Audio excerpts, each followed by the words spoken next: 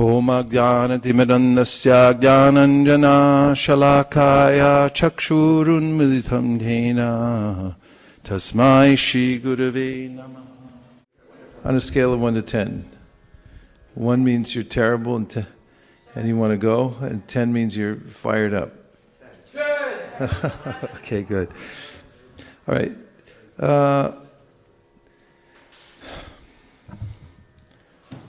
Okay, turn this way. Where have you been so far? Everywhere. All of Canada. All of Canada. Toronto, Ottawa, Montreal, Vancouver. Anywhere else? Calgary, Winnipeg. Eh? You know how to spell Canada now? You do? C-A-N-A-D-A. So, what was your favorite place there? Sharanagati. What did you like about it? The lake. You went swimming in the lake. Nice. Now it's working. And then, where did you go in America so far? Here. Really? Thanks for stopping in here first. Don't think we don't appreciate it. It's great to see you all here. How many are there altogether? 27. So what did you sign up for? Why did you decide? Tell me why you decided to join. Now you use the microphones. We have 4 microphones out there, so you can pass them around. Why did you join the bus tour? You got to turn it on too. It's on? Ramananda? Try it again. There you go. Testing, testing.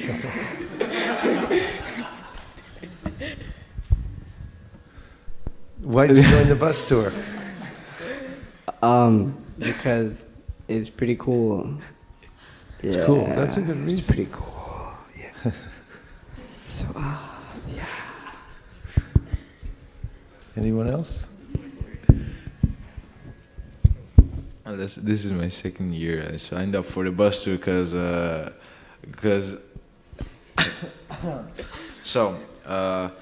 I'm from Hungary, so it's really nice to see another country, 2 other countries like Canada and the USA. So yeah, it's really big fun for me. Nice. Join the Hare Krishna, see the world. Anyone else? Go ahead. Well, I guess I joined because I like making new friends and traveling to new places. Like here, I've never been to the West Coast before, so it's my first time. Where are you from? Alachua. Alachua. You grew up in Alachua? Yeah. Wow. So first time to the West Coast. Nice. Well, you'll see a good representation of it today down in Haight-Ashbury. That's quintessentially West Coast. Yeah? Oh, I guess I joined because it's a good way to have like a fun and productive summer, but then also engage in some Krishna consciousness, I guess. Nice.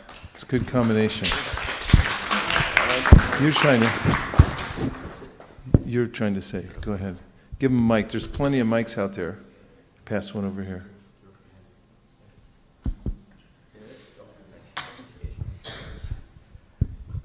Haribol. I joined the summer trip because I wanted to deepen my spiritual practices. I wanted to get a lot more devotee association and see some new temples, new places that I haven't seen before. This is one of them. Oh, thanks I've only seen ISKCON Silicon Valley in videos before, but I've been pretty impressed. Where are you from? I'm from Orlando, Florida. Orlando. Wow. Very nice. How many of you have distributed books before? Tried. 1, 2, 3, 4, 5, 6, 7, 8, 9, 10. You're doing it along the way as you're traveling? No. You do book distribution? Okay. Well, how many of you would like to learn how to distribute books? Okay, all the others of you, there's a room in the back for the ones who didn't raise your hand. We'll close it up and give us some earplugs. Because if you hear what we have to say today, then I guarantee you'll be able to distribute books from this day forward without any, with full confidence, and you won't have to worry. You'll know exactly what to do, and you'll be very successful at it. Okay? Say yes. Yes. Okay. So I'm going to give you a little seminar, after which, taking this seminar, you'll have a clear idea of why we're distributing books and also how to distribute books. And this verse that you see on the screen was written by Sriman Kushakrata. He was a disciple of Srila Prabhupada, who passed away a few years ago. And who will read this out loud? Yes, go ahead. Whoever's got a mic, go for it. Seeing the fierce army of illusions put forward by the forces of Kali Yuga, Srila Prabhupada has released an unlimited shower of powerful arrows in the form of his books. Yeah, you know, Prabhupada got off the boat with a box of books, basically. There's a lot you can do with one box of books. And that's all Prabhupada brought from India. You know the story, of course. He came with nothing else but a box of books. And that was his weapons. People didn't know how powerful they were. Weapons of mass instruction. So you'll notice that when Prabhupada wrote his letters to different devotees, he always put at the top what camp he was in. That meant a military camp. Like he would say Camp New York, Radha Govinda Mandir, or Camp Mombasa. The different places that we were staying, he considered a military camp, because what we're doing here is fighting a war with Maya. So you guys are like the Navy SEALs, or the Special Forces. You're meant to be dropped in different places.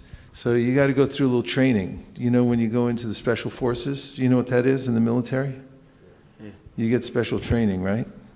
And once you get your special training, they drop you in different places around the world so you can do these special operations. So this is a very special operation, spreading the Sankirtan movement, especially book distribution. It's a very strategic program. So,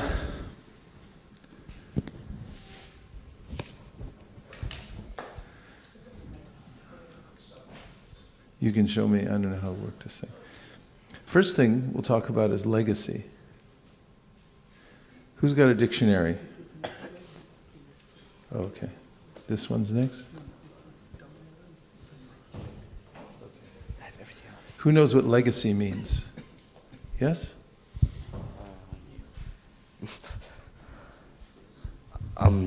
It's something that's left behind by a person or by an establishment. Okay. And who has a dictionary here? You have one in the bus? Big dictionary? Who has an iPhone? Could you look on your dictionary, please? Anybody who has a phone with them? Look up the word legacy. So see what we're talking about here. Because this is our legacy. You want to know what legacy means, right? Okay, so while they're looking it up, I'm going to talk about another word, which is sampradaya. Everyone say sampradaya. So oftentimes we use words in Krishna consciousness, but we don't know or think about what they actually mean. But this word is very meaningful, sampradaya. It means the complete gift. It's something that's being passed down as a gift, all the way from Krishna. And our service as devotees is to pass on that gift. It's a pretty nice service just to be able to give gifts to people all over the world. And it's good work if you can get it, isn't it? So, you got legacy? Go ahead, tell us what it means. Read it for you. You read it. Right. You got to hold the mic right next to you. An amount of money or property left to someone in a will. More. There's other definitions. That's it.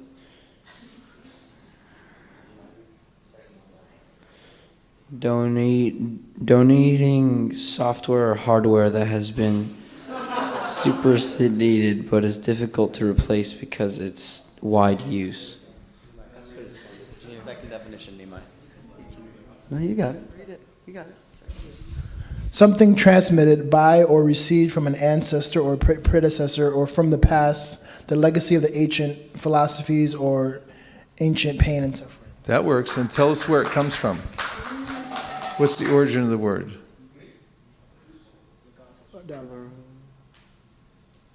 Anybody here? Old English doesn't say. Old English. What is it?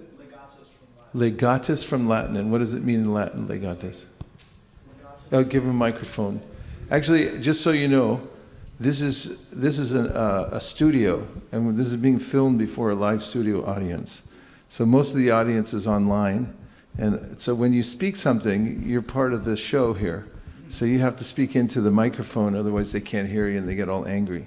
Okay, go ahead. Legatus was a Latin word, and it was like an officer, like a public officer position.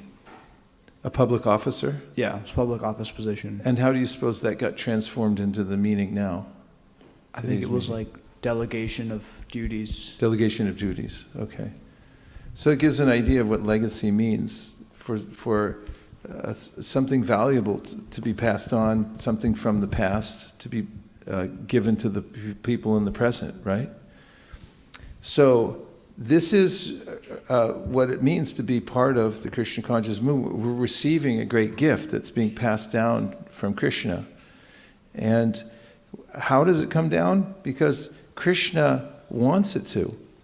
And who knows who Sri Advaita Acharya is? Who's he an incarnation of? Yes. Mahavishnu? Correct, for 10 points. So yes, he's an incarnation of Mahavishnu. So what does Mahavishnu do? Well, one thing is he breathes, right? Yeah, because he's the Supreme Person, he's breathing. Okay, Rak? He's the maintainer. You got to use the mic or it doesn't count. He's the maintainer. Maintainer of what? Of everything. Okay. And he manifests the universes also, right, by his breathing? You all know that? Yasyaika nishvasita kalamatavalamya jivanti loma vilajajikanananata Vishnur mahansa ihayasya kala vishesho govindamadi purusham tamaham bhajami. Where's that from? Correct, for another 10 points. So Sri Brahma Samhita says that when Mahavishnu exhales, all the worlds come into existence. When he inhales, they all get wound back up into his body. One breath, how long can you hold your breath for? About 2 minutes. Mahavishnu, when he exhales, it's 311 trillion years. When he inhales, it's the same. So the Mahavishnu is Krishna. He's an expansion of Krishna. He's manifesting the world. So he has something to do with this world. And he's compassionate. He wants to help the souls of the world. He feels for them. He feels for the souls who are caught up in the material energy. And so when he comes as Advaita Acharya, let's say the Panchatattva Mahamantra. Shri Krishna Chaitanya.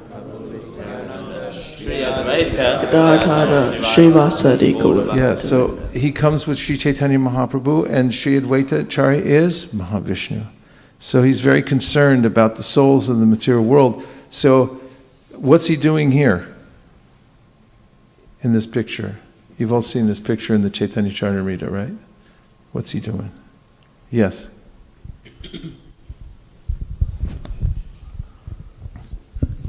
There's more than one mic, so keep him focused. He's praying for Lord Chaitanya to appear.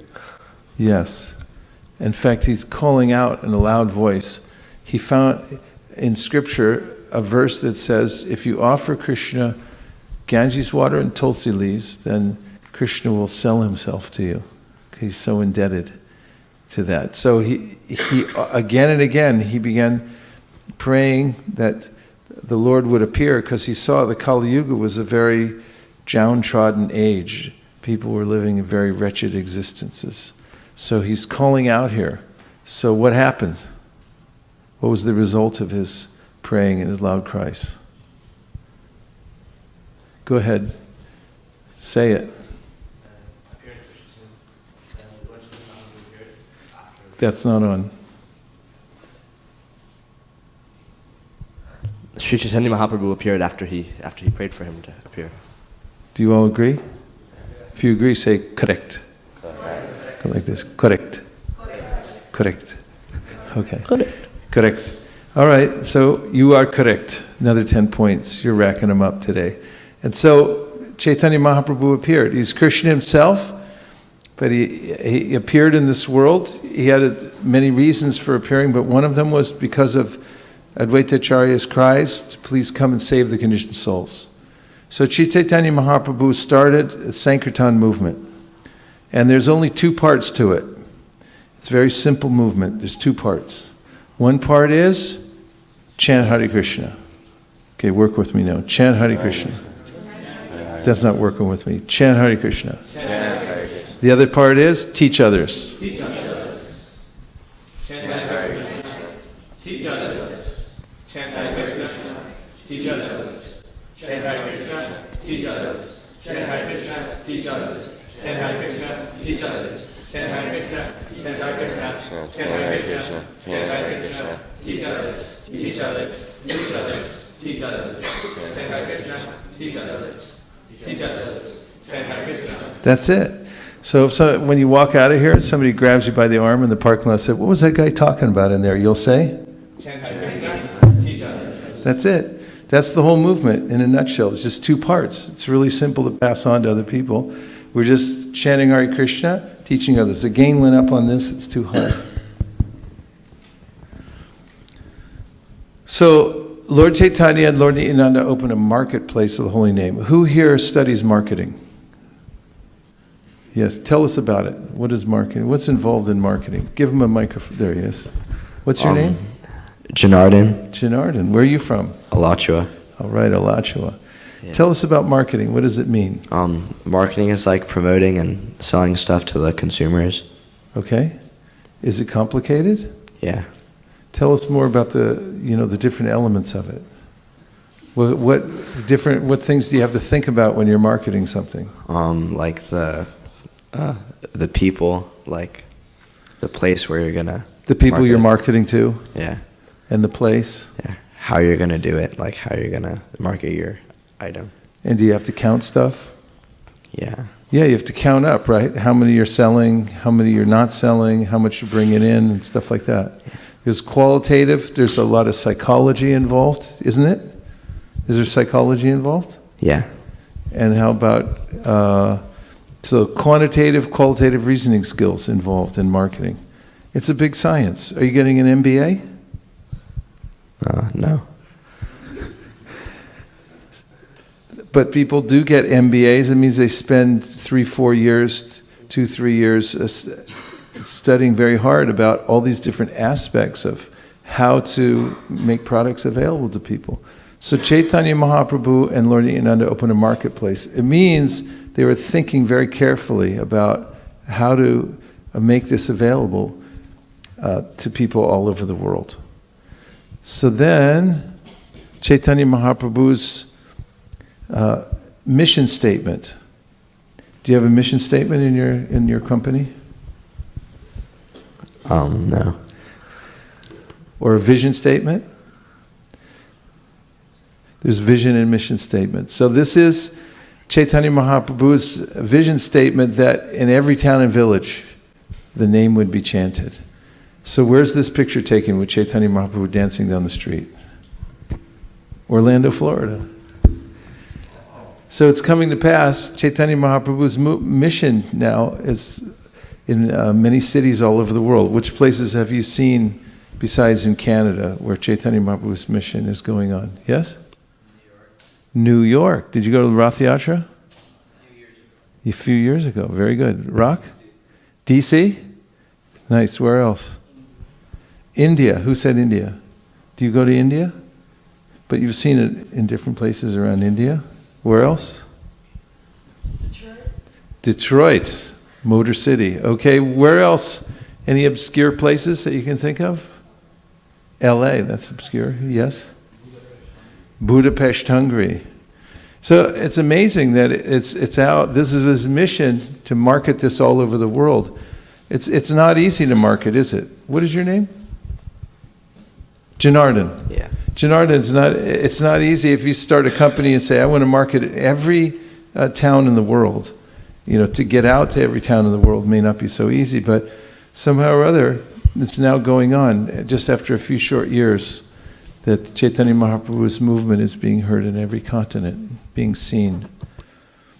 So, just after Chaitanya Mahaprabhu was here 500 years ago, his movement got covered over for some time.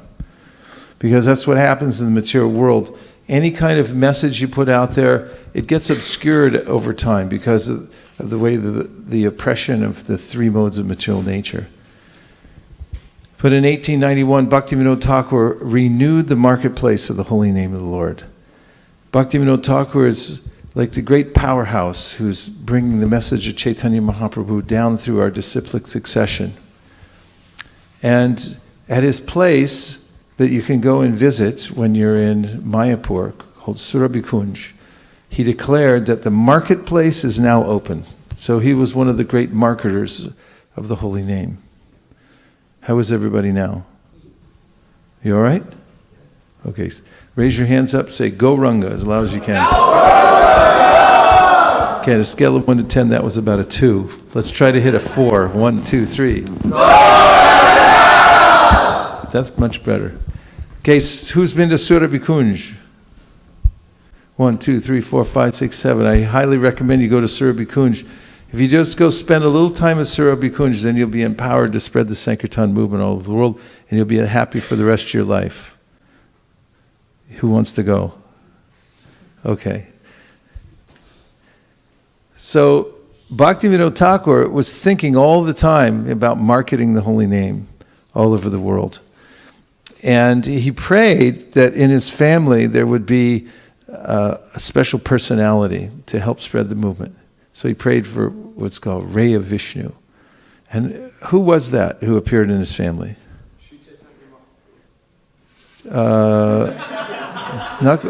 He was empowered by Sri Chaitanya Mahaprabhu, so close. This is Bhaktivinoda Thakur, so Srila Bhaktisiddhanta Saraswati Thakur, yes, that was one of his sons. And then, so getting to yours is going to be relevant. He said a personality will soon appear. Who is that personality? Srila Prabhupada, yeah. So, at the same time, there were great stalwart pure devotees who were keeping the pure chanting of the holy name going. That vibration was always here. These great marketers brought it to the world. So Srila Bhaktisiddhanta Saraswati Thakur, there he is.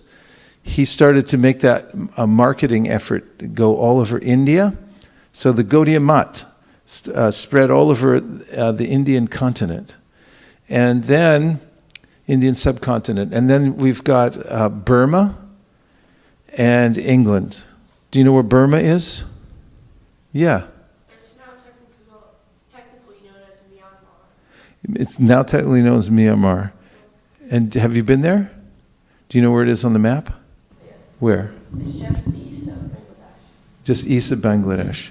Okay, I'll tell you a story about when Srila Bhaktisiddhanta sent his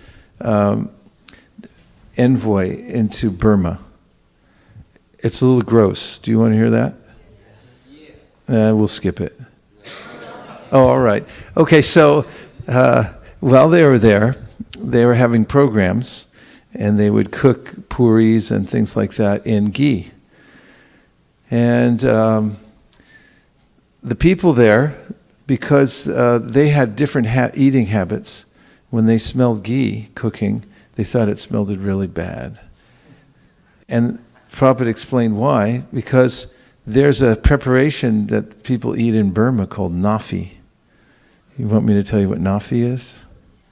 They keep a little pot somewhere on their porch, and when they catch bugs, they throw them in there, and they die, and then they decompose, and then it turns into this bug juice, and they strain it out, and then it ferments, this bug juice, And then they take, Prabhupada said, little, and they put on different preparations that they eat. Anybody want some nafi? Say no. No, Vaisesika, no nafi today. Okay, so Sri Chaitanya Mahaprabhu's troops were going all over the world, even to Burma, where people eat nafi. And this is in the Srimad Bhagavatam. Shukadeva Goswami says, Kirata hunandra pulinda pulkasha, abhira shumba yavana kataraya, yene chapapa yadapashraya shraya, shudyanti tasmai prabhavishnave namaha. That any kind of person, if they come in contact with those who are representing the Supreme Personality of Godhead, they can become purified. So in this verse, Shukadeva Goswami is naming all these different places. Kirata, Hunandra, Pulinda, Pulkasha. These are these far out places all over the world where people have cultures that are not very much in the mode of goodness. They're very much in the mode of passion and ignorance. But he's saying it doesn't matter. Any of those people can become purified. So today, when you go out on Sankirtan, you're going to see people from all kinds of different cultures that you're not used to, who are acting in ways that you're not used to seeing. But you can understand that by coming in contact with them, by being a representative of the Parampara, being one of the marketing agents of Sri Chaitanya Mahaprabhu, you can give them the highest benefit. So Srila Bhaktisiddhanta also sent devotees to go to England. And obviously his idea was to spread Sri Chaitanya Mahaprabhu's movement all over the world. So he emphasized, this was, our Srila Prabhupada was named Abhay Charananavinda. That was his initiated name.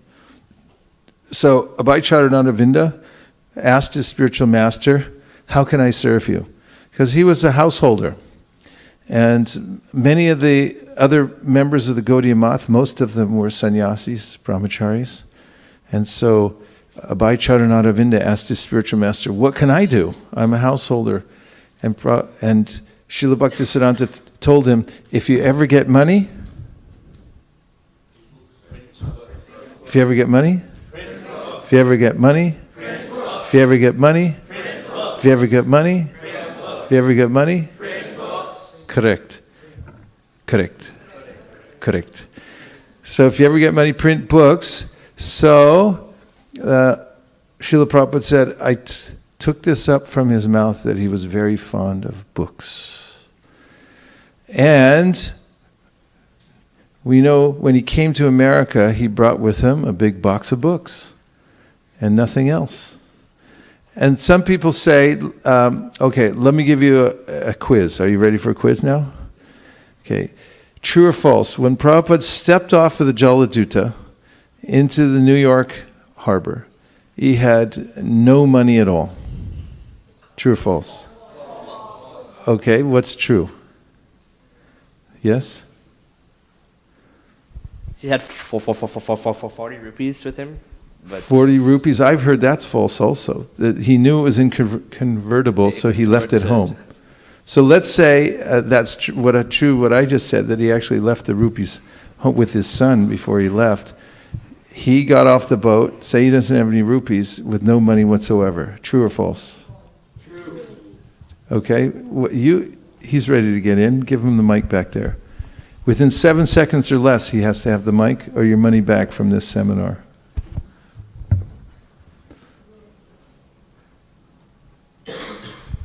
Was it $11?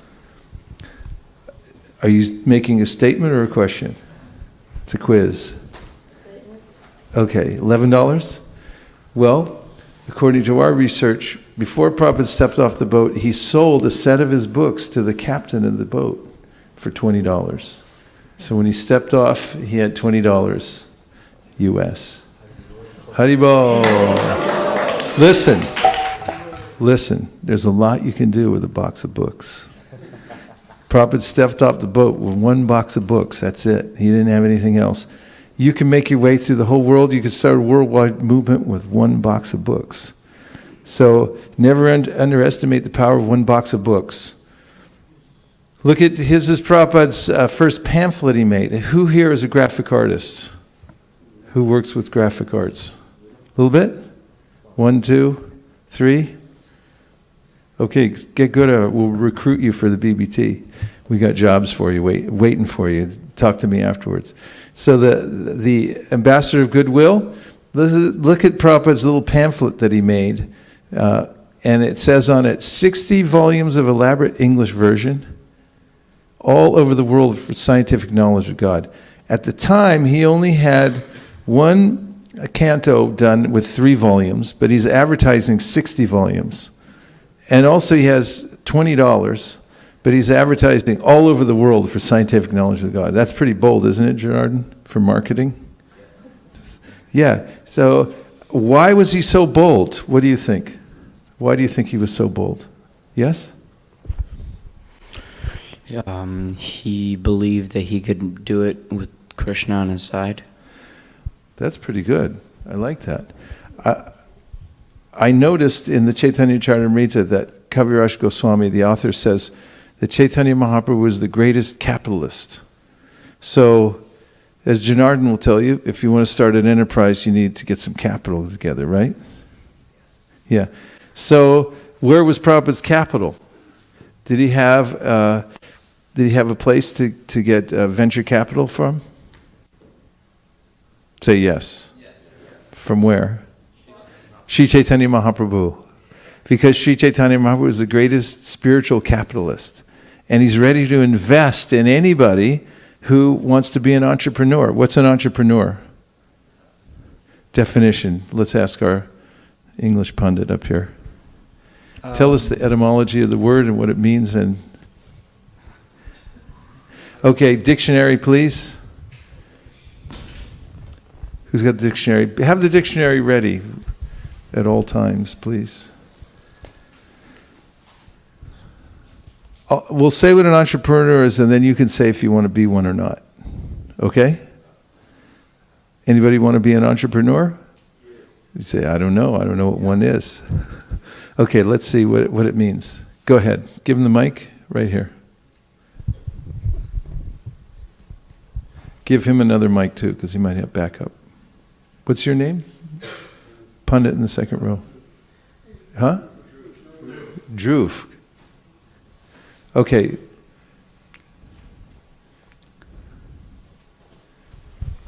So, entrepreneur means a person who organizes and operates a business or businesses, taking on greater than normal financial risks in order to do so. It comes from French, entreprendre, which means to undertake. Okay, who wants to be an entrepreneur? You don't want to take any risk? Put yourself out there? Get your heartbeat going a little bit? Okay, we're looking for spiritual entrepreneurs. So this is spiritual entrepreneurialism, what Prabhupada was doing. It means he was taking a big risk to spread Chaitanya Mahaprabhu's movement all over the world. But unlike most businesses where if you take a risk and you lose, then you've lost everything. But in this, you never lose. Because even when you lose, you win. So Prabhupada had this plan. Here's his plan. By printing books, we can actually inject our movement into the masses of people all over the world. And he said, somebody read this out loud. Dhruv? Print as many books in as many languages and distribute throughout the whole world. How many languages are our BBT books in right now? Yes? 40? Let's ask Manoram Prabhu. 58. 58 languages. Can you name them all? 58 languages. What's the most obscure language that you know of that it's in? Or the one that we might not have heard of? Esperanto. You know what Esperanto is?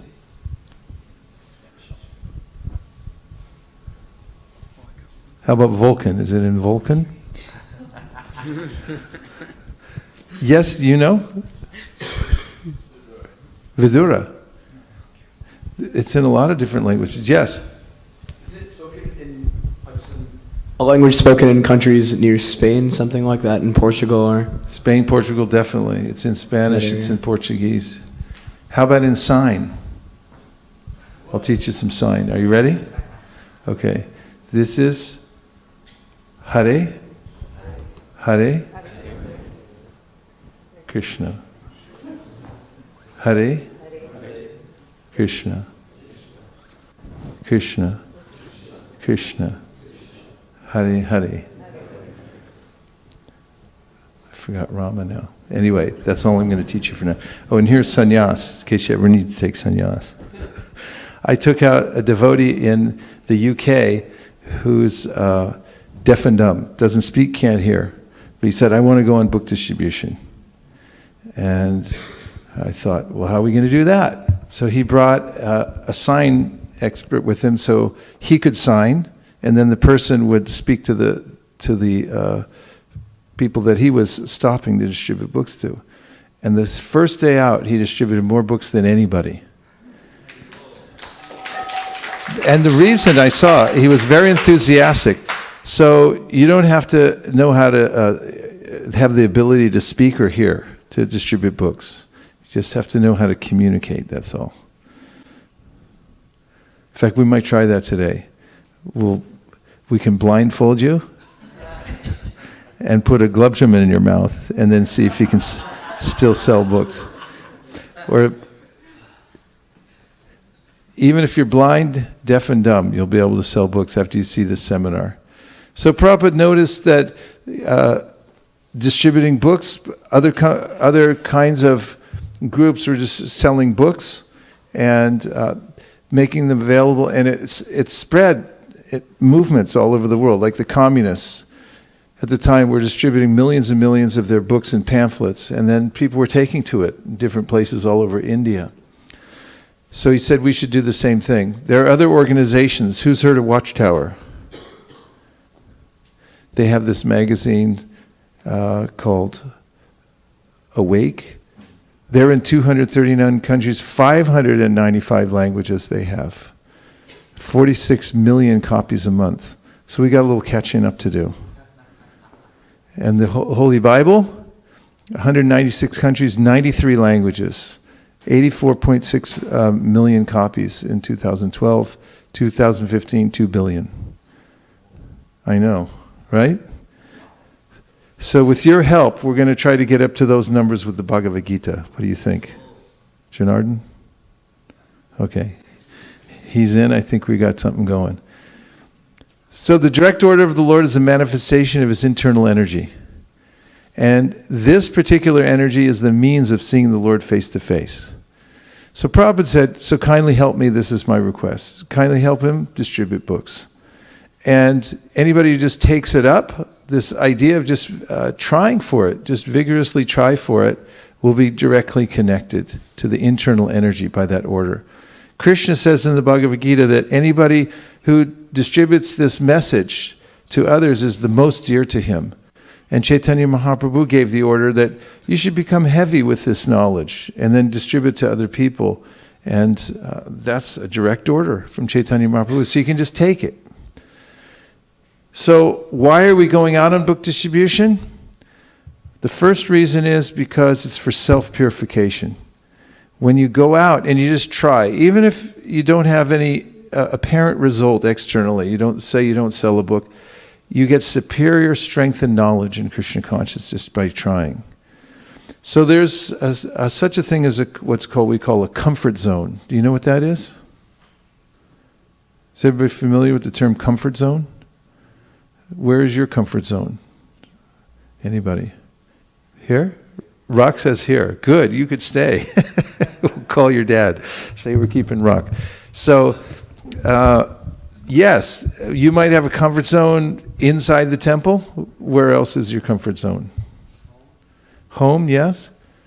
And oftentimes when we go out into public, we're not sure what's going to happen, right?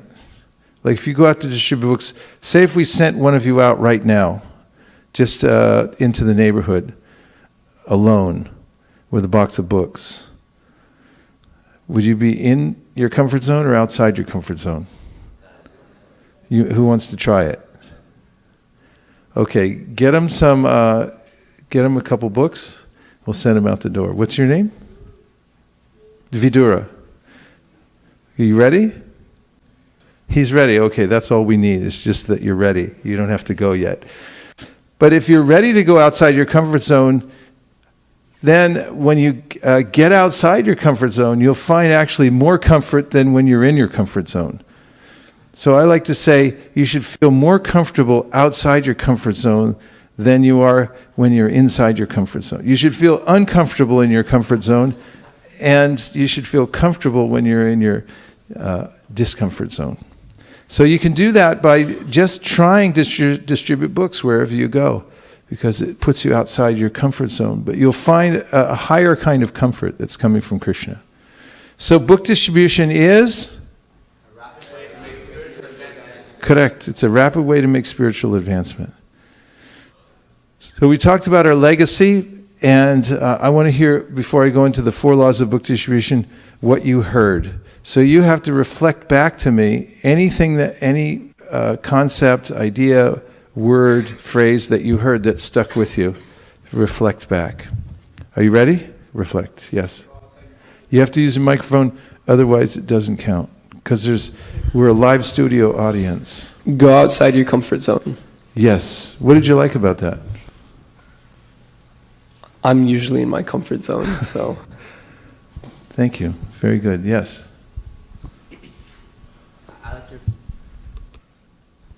I liked your point about Sri Chaitanya Mahaprabhu's teachings about how you should teach others as Yes. part of the movement. Chant Hare Krishna, teach others. Yes. Thank you very much. What else did you hear? Anything you heard. Go ahead. Yes.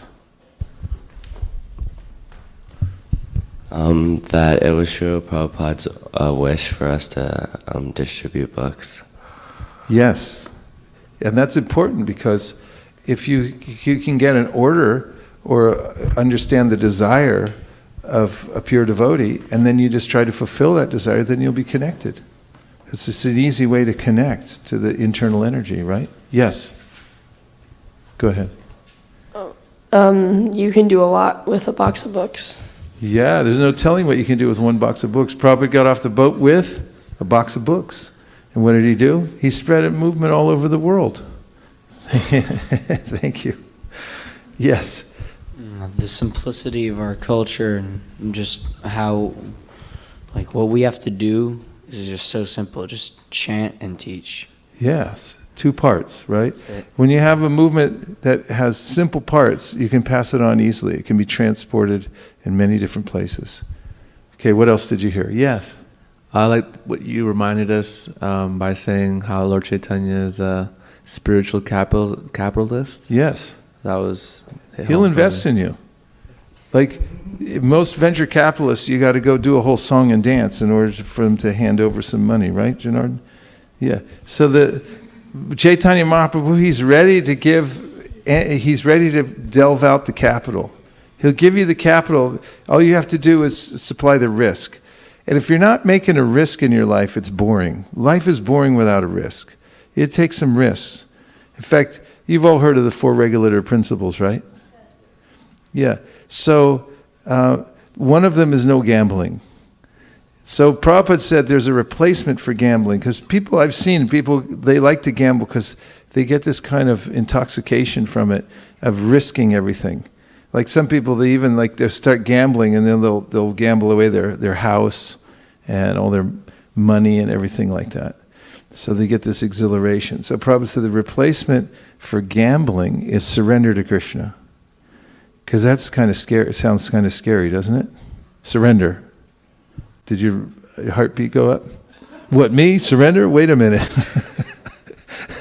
Surrender. So if you just preemptively, voluntarily surrender through doing these acts of sacrifice, like book distribution, things like that, you'll live on the edge. You'll feel some risk, and that's a pretty exciting life. Try to take some spiritual risk. What else did you hear? 5 more. Rapid fire. 2-second gaps in between. Are you ready? On your mark, get set, go. Fast. There. Right behind you. Prabhupada's instruction, if you ever get Money, print books. Print If you ever books. get money, Print books. you ever get money? You ever get money? That's like a 1 on a scale of 10. Ever get money? Print books. Correct. Okay, good. What else? Quick. 2-second gap in between. Yes. I liked how you talked about, like, all the way through our parampara, there's speaking of how you should always be giving this knowledge to others and Yes. spreading the holy name. And That's right. We're Goshtianandis. It means that part of our meditation is thinking how to give it to other people. If you're doing that, it's actually a spiritual meditation. Thinking how to organize, using modern techniques of organization and all that kind of thing for the sake of spreading Krishna consciousness. That's marketing. And if you're thinking about that, you're in a kind of samadhi. That's it in the verse, Krishna Anushilanam. Do you know the verse? Anyabhilashita shunyam gyanakarman anukulyena shilanam bhakti uttama. The verb is shil, which means to cultivate, and it includes spreading Krishna consciousness. That's favorable activity. 2 more. Yes. The idea of how when you're distributing books, you're building your own knowledge as well, like actually learning and progressing spiritually, not just by giving it to others. If you go out like that for your own purification, you'll never be disappointed. If you go out expecting some result, like I have to perform, I have to sell books, I have to show some result, then you may feel disappointed because somebody might do more than you or you might not get the result you want. But if you go out just with the idea, I want to take some risk and go outside my comfort zone, and I want to get purified, you'll never be disappointed. It always happens that you get some realization, you get some purification. Nice point. Thank you. Yes? I thought that the story about the blind and deaf devotee distributing books was really inspiring. It's pretty good, isn't it? Yeah, I'll tell you another one. You want to hear another story? Yeah. Okay.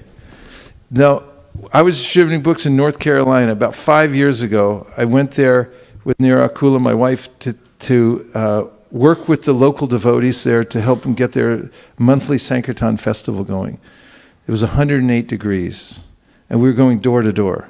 So we went to this one door, and it was an apartment complex. It was really weird. There was like a little gate outside, and then you go through the gate, and then there was an entryway, and then you knock on the door. And then so we went through, and I had 7 devotees with me because I was showing them how to do door to door. So he knocked on the door, and first of all, this guy came to the door, and he was physically impaired. He had some disability where he could barely talk, even less than that. And I showed him the book, and I could tell immediately that he was attracted to it. So he took it in his hands. He could barely hold it, but I could tell he was attached. And then he had a nurse, a live-in nurse that was taking care of him. But she was not in favor of it at all. So she came there and she said, no, he doesn't want it. And she tried to close the door. And then he said, no, I don't want it. And he held on to it. She actually reached for it and he kept it away. He wouldn't give it back to her. And so I explained a little bit more about the book, and I said, so we don't sell it. Like in a bookstore, we only ask for a donation. We don't need the money, but it's an ancient tradition. When you give something in return for spiritual knowledge, it connects you to the previous teachers who have passed it down over many generations and allows you to enter deeply within the knowledge. And he said, yeah.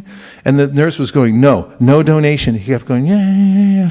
So finally, she became very perturbed, but she went back and she got $10 of his money and handed over. And she said, okay, that's it, go. And I said, one more thing.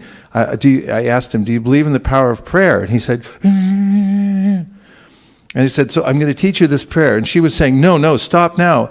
And he was saying, no, yes, I want to learn the prayer. So I held the card for him, and I said, please repeat after me. And she walked away. She was angry. And I said, Hare Krishna.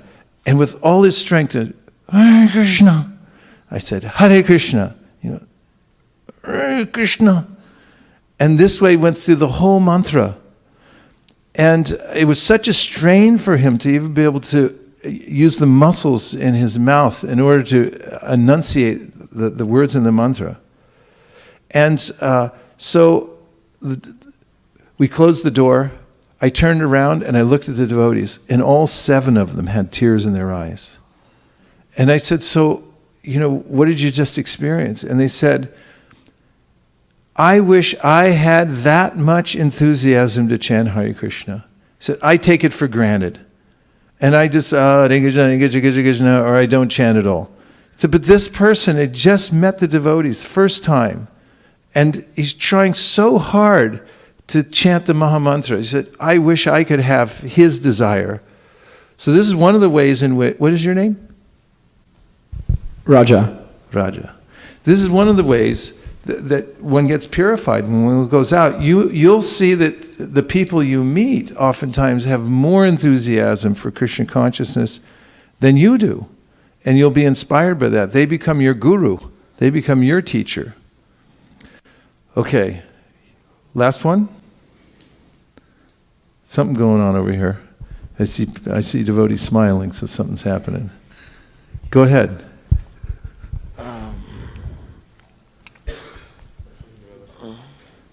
The oracle is about to speak. I liked how you explained about all the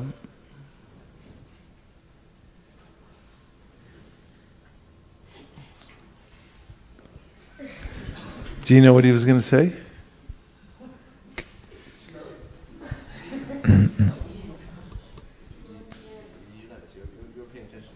Come on, Dean.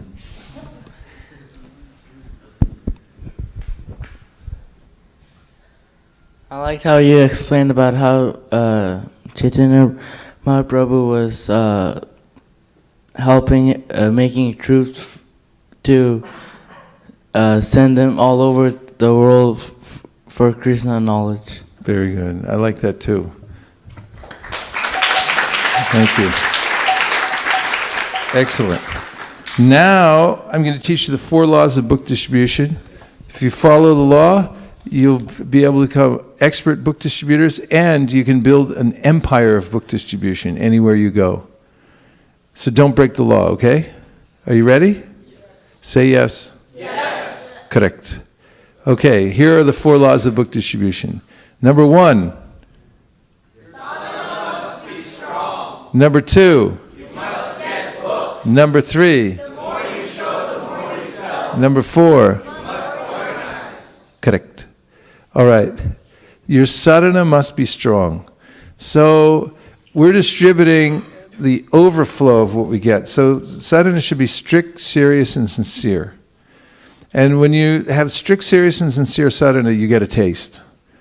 And if you can get even a mustard seed worth of taste for your practice of Krishna consciousness, just from that one mustard seed of taste, you'll be able to spread Krishna consciousness all over Orlando, actually all over Florida, actually all over the eastern seaboard, actually all over America, and then it'll spread down, it'll go across the ocean into the Hawaiian Islands, down into Australia, into Asia, all over the world. One mustard seed of taste. So if you keep strict, serious, and sincere sadhana, then you'll get everything that you need in life to be happy and to also spread the Krishna consciousness movement. So what we're distributing is the overflow. So one thing that you can do is chant 1 chapter of Bhagavad Gita every day. This is an organization called CHAD. Prabhupada said, please encourage others to read this Bhagavad Gita at least 1 chapter every day. Bhagavad Gita as it is should be read by all my students at least 1 chapter every day. So you can join CHAD. CHAD stands for chapter a day. So if you just chant the verses in 1 chapter, it takes you how long for the 12th chapter? 12th chapter? 5 minutes. How about the 15th chapter? Closer, well, 6 minutes. And if you're Swarup, does he still live in Alachua? The Pandit, Swarup? He lives there. He can chant the 15th chapter in about 2 minutes. But any of these chapters, it takes you 5, 10, 12 minutes maximum to chant 1 chapter. And if you do that every day, you'll become a great pundit, and you'll also feel enlivened all the time. Any Chad members in here? Secret Chad members? You chant one chapter? Your dad is a member of Chad. Yeah? He chants one chapter a day? Is he a card-carrying member? Does he have his Chad card? You get a free credit card when you join Chad. You can use it at fine establishments everywhere. Here's another one, Be a Sage Page by Page. Who here has read Prabhupada's books all the way through? All of them, yeah. That seems like a high hill to climb, doesn't it? But there's an easy way you can do it. If you break it down into small parts, for instance, if you just read 8 pages of the Bhagavatam a day, is that doable? You'll finish in 5 years. How old will you be in 5 years? 20. So if you just read 5 pages a day, 8 pages of Bhagavatam a day, when you're 20 years old, you can walk around and say, hey, I just finished the Bhagavatam. So, Be a Sage Page by Page is an app. You could go on to the App Store, and you can download it for Android or also for iPhone, and it will give you a little device where you can dial up any of Prabhupada's books, and it'll tell you how many pages a day that you have to read to finish any one of those books within a given amount of time. Rock, how many pages a day you think it would take to read the whole Bhagavatam in 1 year? Who's got the app on their phone? Look it up. We already know Bhagavatam, so let's try Chaitanya Charitamrita. How long would it take? We're going to ask Preeti Sundarbha, she's looking on the app right now, how long it will take to read the whole Chaitanya Charitamrita in 1 year. Rock, would you like to do that? Read the whole CC in 1 year? Okay. Here's what you got to do. It's not much, you'll see. To complete reading Chaitanya Charitamrita in 1 year, please read 19 pages per day. 19 pages a day, that's nothing. Everyone say that. It's nothing. Okay. What else? Nectar devotion. Rock's going to finish the Nectar devotion in 1 year. How many pages does he have to read every day? 2. 2 pages a day, Rock.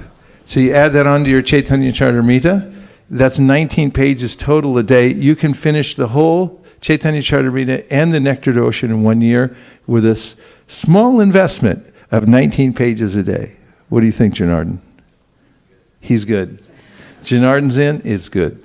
Okay. So Be a Sage Page by Page. Check this app out. Go on the App Store, download it. It's free. And there'll be many upgrades to it. Pretty soon, the app coming up soon, our engineers are working so that when you sit down to read Prabhupada's books, you can register that you're in there, and then you can look at a map, and every place where somebody's reading one of Prabhupada's books, there'll be a little light shining from the world map. And there's a little reminder on there too. You can set right now, we just put that in, so that when you start to read your pages, it'll remind you every day to read your daily pages. Okay. Second one is you must get books. Okay, so when I say 1, 2, 3, then say this. 1, 2, 3. Get books! Very good. This young man's going to go far, I can tell you right now. Okay, so get books. Now, here's why. Let me explain why. We've been to universities. We've done studies all over the world. We brought in some of the brightest minds, PhDs in the world to study this. And they found out, after double-blind studies, a conclusive research, that you can't distribute books that you don't have. So the books are available, and it's no small thing because previously these books were written on palm leaves. How long does it take to write the Bhagavad Gita on a palm leaf, would you say? What is your name?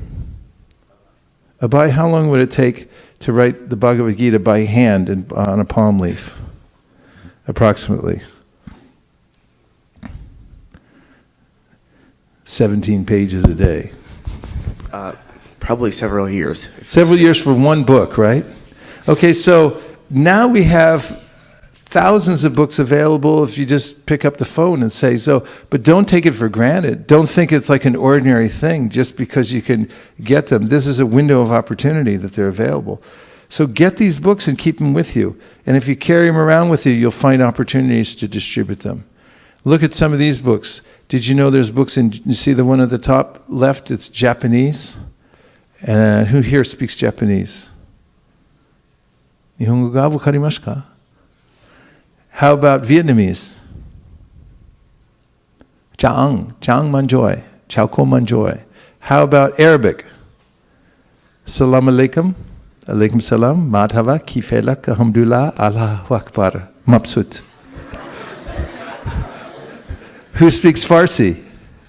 Any Farsi speakers? Farsi? Persian, yeah. So you can learn these a little bit in every language. Right now we have a language project which taking the main Sankirtan lines and putting them on a little card so you can carry it around. So if you meet somebody who speaks Arabic, you give them the Arabic book, show them the card, and they'll take a book. Just like that. Magic. So get these books. It's more fun than a barrel of monkeys. Look at this. Vietnamese, Japanese, Farsi, Arabic, Korean. Chung toi dang vo hoi ngang cha noi. You can learn this. Bonjour, everyone say. Bonjour. Chinese. Italian. Ciao. Spanish. Hola. Swedish. Hey. Polish. If you learn, you learn a little something in every language, like how to say hello, how to say thank you, you'll be loved all over the world, anywhere you go. All you have to do, ni hao, and then you speak Chinese. Like this is a way to make a bridge to people. And if you carry the book in their language, they'll go crazy. You show them the book in their own language, they'll love you for it. We have those. It's even a bit bigger miracle. What to speak? We have the books available. What to speak? Now we have them in all these different languages. It's amazing. It's a miracle. Say it's a miracle. It's a miracle. Correct. All right. Here you go, Vietnamese. I went to a Vietnamese mall, and I sat down with these Vietnamese-speaking people at a Starbucks. And there they are. They each have a book in their hand, and they wanted a photo op, and they each gave a donation, and didn't speak a word of English. Just exchanged all in Vietnamese. Here's a Muslim mullah from Afghanistan. And when I said, Salam alaikum, alaikum salam, madava kifelak, alhamdulillah, Allahu Akbar. He said, you're Muslim? I said, I believe in Allah. He said, you pray every day? I said, 16 times. And he came over and gave me a big hug. And I gave him this Farsi book, and he loved it. And he took it all the way back to Afghanistan. There it is, that beautiful perfection of yoga sitting there in Afghanistan, burning a hole in the country. So you can get these books. This is fun. I'm telling you, this is fun. There's a lot of people think this and that is fun. Like there's games you can play. There's stupid stuff you can read. That's boring. This is fun. If you want to have fun, start distributing books in Farsi or Arabic or learn these different languages. It's more fun than you can have anywhere in the world. Sankirtan is fun and easy. Say Sankirtan is fun and easy. Sankirtan is fun and easy. Correct. You got that right. Okay, number 3, we always say this one twice. Ready? The more you show, the more you sell. The more you show, the more you sell. That is correct. So here's why. Because little jiva, what's a little jiva? So little jiva's wandering all over the universe looking for stuff. And so that's why people put up signs. Did you see any signs on your way here? What kind of signs did you see? No trespassing. That scares little Jiva. Jiva says that, oh, I might get shot. And what else did you see? Advertising. What did you see? Janardhan, what kind of signs are there out there? What's that? Oh, sleeping on the ride. Okay, what kind of signs are there? Coca-Cola? What does it say? It says, open a bottle of happiness. That's their advertising campaign. And it's got a big bottle of Coca-Cola and it's pouring out. What's coming out of there? What is Coca-Cola? Is it a bottle of happiness? Yes or no? Is it a bottle of happiness? It's a bottle of sugar water. There's no happiness in there. It's a sugar water. But they advertise, open a bottle of happiness. So do people buy Coca-Cola? Yes. Do people drink Coca-Cola? Yes. All over the world. Why do they buy Coca-Cola? Because they saw it on the sign. And little Jiva is completely open to suggestion, because little Jiva's walking along and he sees a sign that says open a bottle of happiness, and he goes, maybe I'll get some.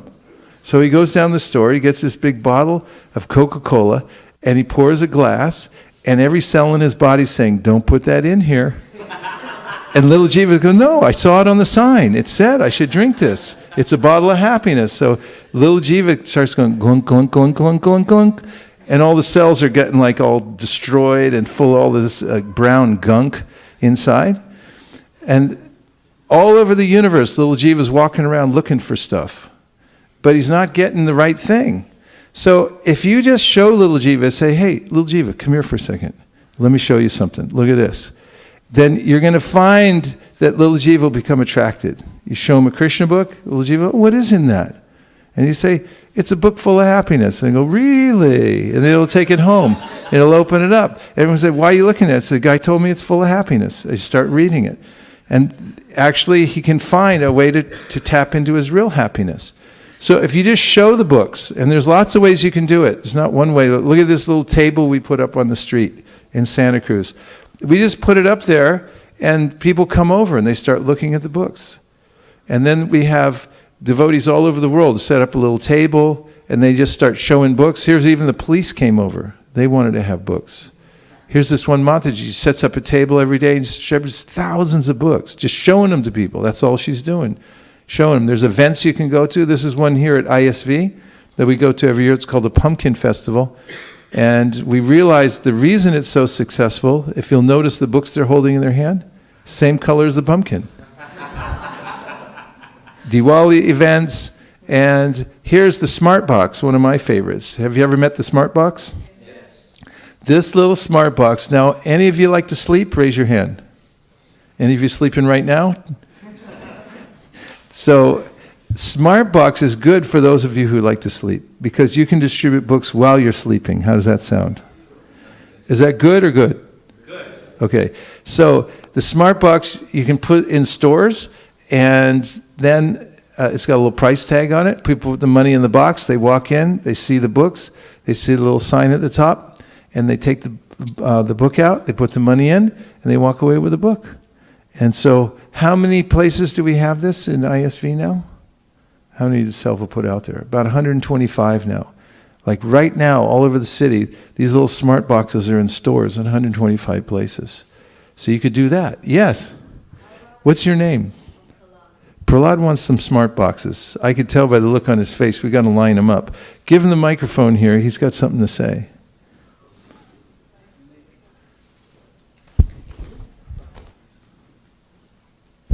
How about if someone just takes a book and doesn't pay for it? Then you know what we call him? A lucky thief. In fact, that's what Prabhupada called him. That used to happen to us all the time. I grew up in an airport. I have a confession to make. I grew up in an airport. When I lived in the airports for many, many years, more than 3 decades, I lived in an airport distributing books. And sometimes, especially in the 70s, people used to steal books from us. So we'd show them a book and they'd go, thanks, and they'd take it. And so we told Prabhupada, and said, Prabhupada, sometimes people steal books from us. And Prabhupada said, lucky thief. I'll tell you another story. Want to hear another story? Yes. Sorry, we ran out of time. We got to go. Just kidding. Okay, so here's another story. We put a smart box in a Chinese restaurant. These people had no idea what kind of books they were. They just had enough space, so they were friendly, and they said, yeah, go ahead, put it in here. So we put the smart box in there. And one day, some thieves came in, and they grabbed the whole box with the money in it, and they ran out. And the son of the owner chased after him, tackled him in the parking lot. And then his father came out and started beating on the guy, and they took the box back, and they had no idea what kind of books they were selling at all. But they got credit for being in Lord Chaitanya's movement and trying to protect these books. So even the people in the establishment where you put the box become part of Chaitanya Mahaprabhu's movement. Say Haribol. Haribol. That's what I'm talking about. All right, look at this. Yes. That's the question you want to ask. Okay, your name is?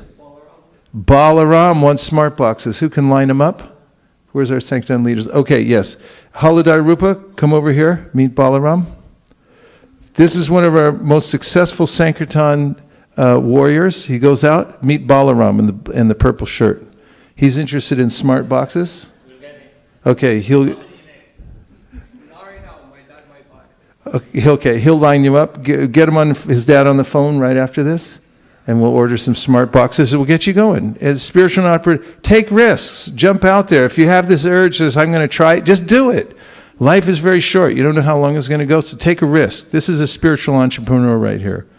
He's ready to rip, right? You ready to rip? All right.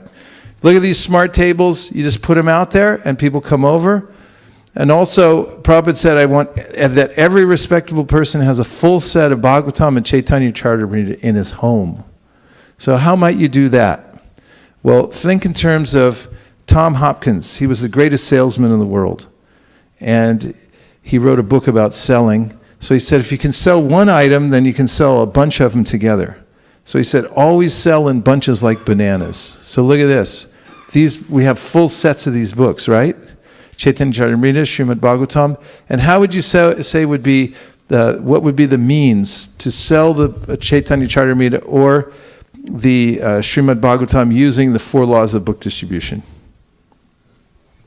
Name me one of the laws that would get you to sell one of these sets of books or both of them together. Yes. Get books. That's one of them. Yes. Everyone repeat it. Get books. Okay. What's the other law? Yes.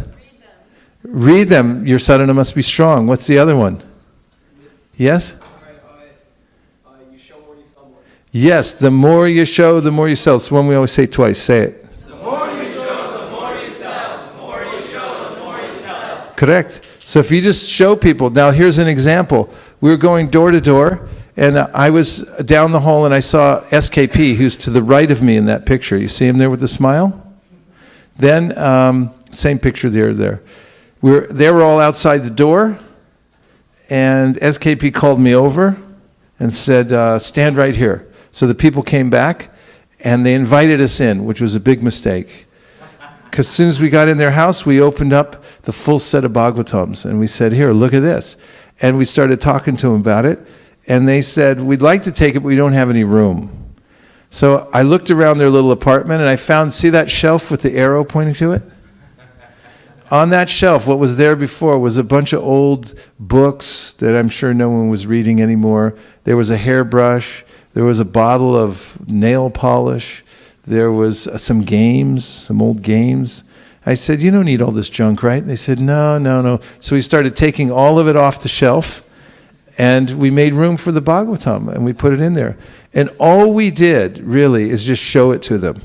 We just went inside, and we opened it up and showed it to them. So let me give you a quiz. Are you ready for another quiz? Yes. How many Bhagavatam sets would we have sold in that house if we didn't open the box and we didn't show them? Approximately how many?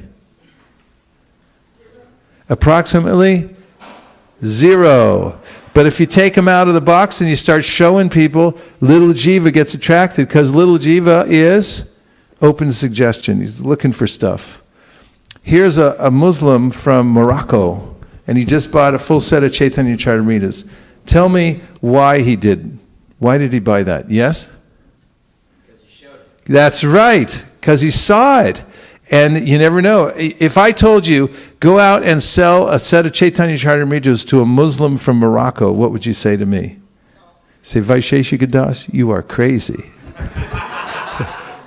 But if I told you, just go out and show as many people as possible the Chaitanya Charitamrita, then miracles like this will happen. Look how happy he is to have Chaitanya Charitamrita in his house. And all she did was show him. She just showed him.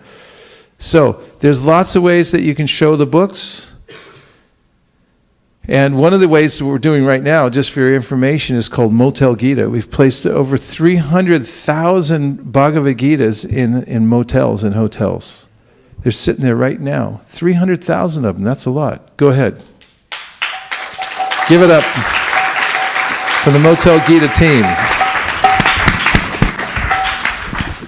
The number 4 law is? Yeah, if you treat it as a hobby, you can do a couple books here and there.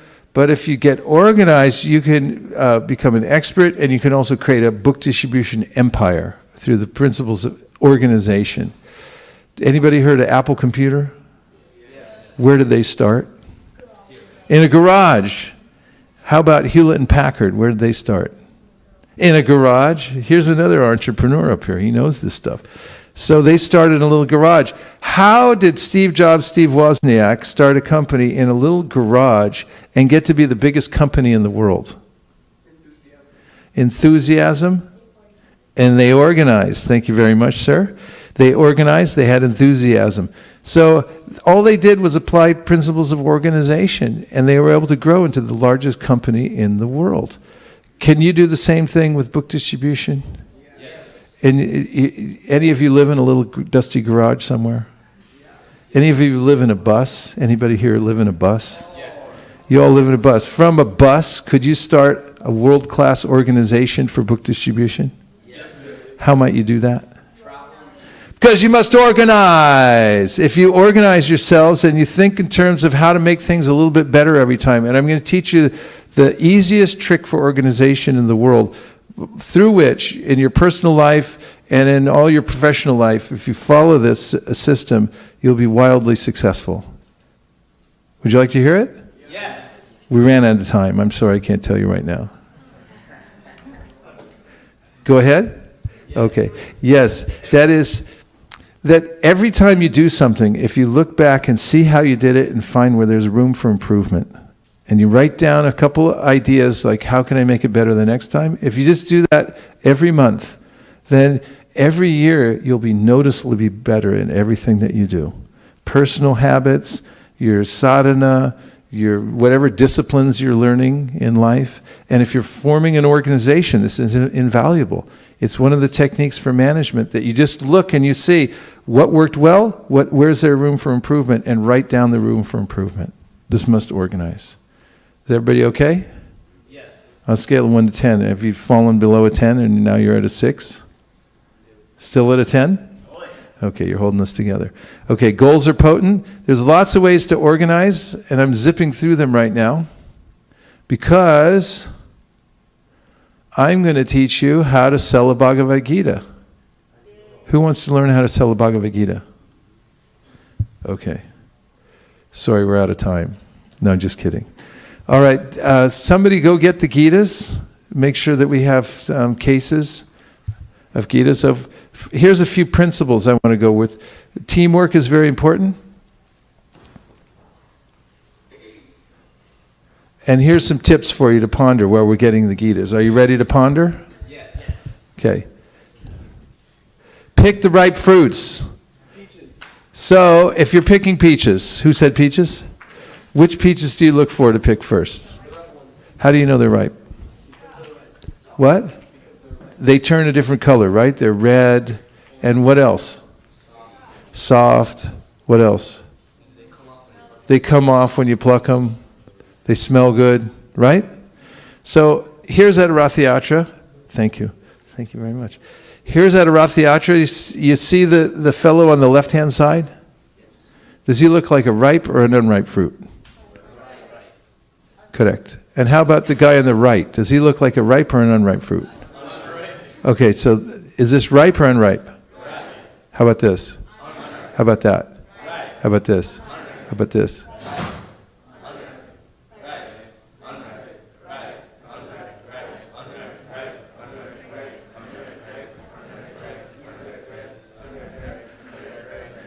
Correct. Very good. You passed the test. So all you have to do is look for the ripe fruits. When you go to pick fruits, you don't have to pick unripe fruits. If you go to a peach tree and you find a peach that's stuck to the tree, you grab onto the thing and you pull it as hard as you can until the branch breaks, and then you break the branch and you drag it down the street. Or B, you leave it alone and let it ripen in the sun. A or B? B. Correct. Okay, so look for the ripe fruits. Also, core and explore. 80% you know how to do what you know how to do, and 20% always look for new ways. So you're always expanding and finding new techniques. Here's our prime directive when we go out for book distribution, and that's written at the bottom. Everyone say it together. Leave everyone with a good Yeah, we don't care if they take a book, don't take a book, if they're nice to us or not nice to us. It doesn't matter. Our main point is to Leave everyone with a good impression. correct. Okay, we're ambassadors of goodwill, and we are in the correct. Our motto is Always better serve. ABS. It's the ABS principle. We are remain, go out for, do service for. I save one soul at a time, beginning with, treat people with, offer, focus on, preaching means, don't be, express, practice, make people, because they are. Okay, I'll teach you a trick, and if you don't take anything away from this seminar today, and you take this one thing, you'll be successful wherever you go. I want you to close your eyes for a second. Sit up straight, close your eyes. It's meditation. I want you to imagine that everybody in this room has a sign around their neck that says, "Make me feel special." Do you have that in your mind? Open your eyes. Turn to somebody and make them feel special.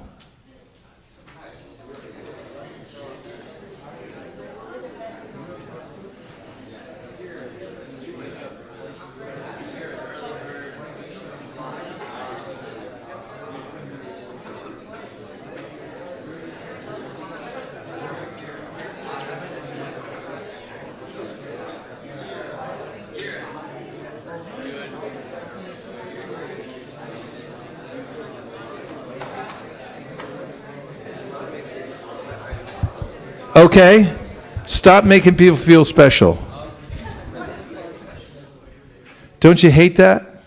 When somebody makes you feel special? Do you hate it? Feels terrible, right? When somebody comes up, tries to make you feel special, you're like, I hate that when people do that. No, everyone likes it. So when you go out for book distribution, just remember that everyone has a sign around their neck and it just says, "Make me feel special." And if that's all you do, you'll be very successful in your book distribution. So you come up to people, you find something that you can appreciate about them, make them feel special, right? Develop the habit of expressing Sincere gratitude and thanks to people you meet, live with, or associate with. So book distribution is? Fun and easy. Correct. Okay, now, how to sell a book on its own merit. So I'm going to teach you how to sell the Bhagavad Gita on its own merit. First I'm going to go through it here, and then we're going to stand up together and you can go through the repetitions. So listen carefully, because you're going to have to repeat this to somebody verbatim after you hear it. Are you ready? Say yes. Yes. Correct. Okay, Prabhupada said there's sufficient merit in our books that if you simply describe them sincerely to anyone, they will buy. Here we go. Here are the steps. Number 1, radar. Number 2, qualify. Number 3, trust the hand. Number 4, give a nutshell presentation. Number 6, show and tell. Number 7, compliment. Number 8, humor. Number 9, engage. Okay, who's seen a radar gun before? So what does it do? How does it do that? You need the microphone, otherwise it doesn't count. No credit for talk without microphone. A radar gun checks the speed of the car. How does it do that? I think there's like a laser. Yes. It gets from that. It scans when the start. Yes. When the car passes through from the start to the end, it Yes. sees how fast it was going. And it hits it, and then radar bounces back to the gun?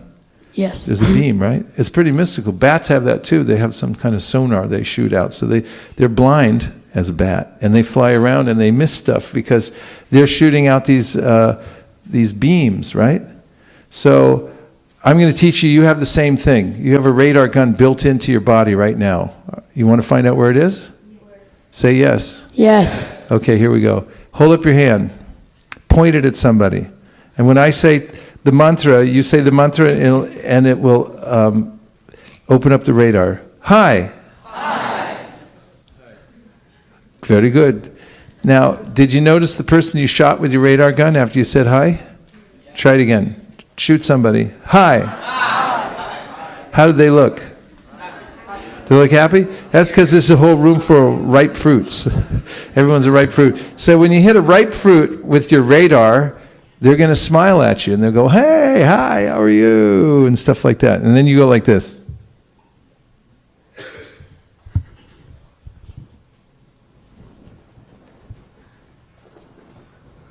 Sometimes, if there's somebody across the street and you go like this, they'll cross the street just to give you a fist bump.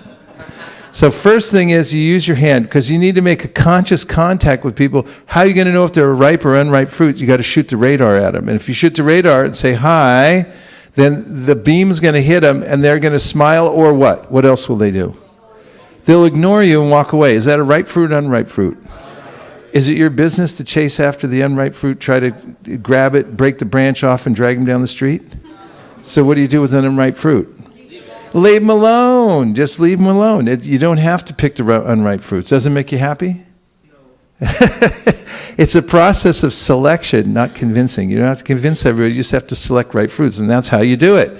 So next is you qualify people. So the way to qualify somebody is ask them a question. The most powerful punctuation mark in any language is the question mark, because it's a hook or tennis racket. A hook means you're leading the conversation the way you want it to by pulling on the hook, or it's a tennis racket. It hits back the question or statement the person makes and puts it in their own court.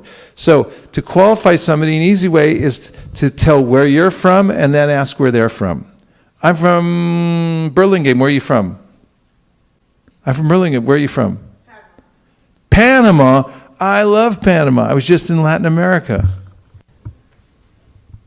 We got an instant connection because he's from Panama and I just happen to love Panama. So I'm from California. Where are you from? I'm from Hungary. Hungary. I love Hungary. I went to Budapest. Oh. So we immediately have a connection because I qualified them. Now, if I was just to walk up to people like this, walking down the street like this and go, here, no radar, no qualification, they have no idea why I'm coming, except in their mind they're thinking, this guy's after me. He either wants my money or he's going to stab me with the book. So one way or another, he's freaked out. So don't freak people out. First of all, qualify them and say hi. And then you can see what their reaction is. And if they have a nice reaction or a medium reaction, then you can ask a qualifying question. Tell them where you're from. I'm from. And then ask me where I'm from. I'm from Burlingame. Then you say, I love Burlingame. And then you go like this. Boom. So, or you can qualify. You say, Burlingame, where's Burlingame? You say, California. You say, California, I love California. Then, boom. Right. So this is qualification. Now, once the person's qualified, then we can hand them the book. Now, look at the picture, and you see the lady's hand? You see how the hand's like this? That's because this is the dharma of the hand. What's the dharma of the tongue? Say any old thing. And what's the dharma of the ear? What's the dharma of the feet? To walk around. And what's the dharma of the hand? To grab stuff. So let the hand engage in its dharma. Put the book out, and even if the person's mind is going, I don't want this, look at her mind. You can see on the face, she's thinking, what the heck am I getting myself into here? But look at the hand. It goes, I'll do it. I'll do it. I'll take it. Because the mind's going, no, don't do it. And the hand's going, no, I'll take it. So you put it in their hand, and then tell them a little bit about it. So here's a mantra I'm going to teach you today. There's many mantras. Here's one of them that'll just flat out work wherever you go. Are you ready? Books on yoga and meditation that show you how to get free from stress. Books on yoga and meditation that show you how to get free from stress. Books on yoga and meditation that show you how to get free from stress. Don't look. How do you turn the thing off like this? Okay, go ahead. Don't look at the screen, just say. Books, yoga, and meditation that that show you how to get free from stress. Correct. Okay, pass it around. 4 more, but don't look at the screen. Just look at me, or look at the crowd, and we'll give you charades if you forget. So these are books on yoga and meditation that show you how to get free from stress. Very good. Ma'am. Books on yoga and meditation that show you how to get free from stress. Yay! See, these are books on yoga and meditation that show you how to get free from stress. Books on yoga and meditation that show you how to get free from stress. These are books on yoga and meditation that show you how to get free from stress. Hello. These are books on yoga and meditation that shows you how to relieve from stress. Okay, very good. Very, very good. That's a mantra. So when you're handing the book over, you can tell them that. Because they're thinking, like, what's in it for me? So that's you tell them. And the next thing, you want to ask them a question as soon as they get the book. And you can say, you've heard of stress, right? So say that. You've heard of stress, right? Right. And so what are they going to say? They may say yes. What if they say no? We say, I'm not stressed. I never heard of stress. That's okay. It doesn't matter. We got you covered here. So they say, you've heard of stress before, right? Yeah? Really? You don't look stressed. You look spiritual. So now, have you ever walked out of your ashram, got out of your bunk in the bus, and someone looked at you and said, you look terrible? How do you feel? Yeah. If you walk out of your bunk and someone says, hey, you look tired, how do you feel? If someone says, you walk out of the bunk and it looks like, you look fantastic, even if you're tired, how do you feel? Fantastic. So if someone says to you, oh, you look spiritual, how do you feel? That's right. You start feeling spiritual. So once you hand the book over, you say, books on yoga and meditation, shows how to get free from stress, and you ask them, you've heard of stress, right?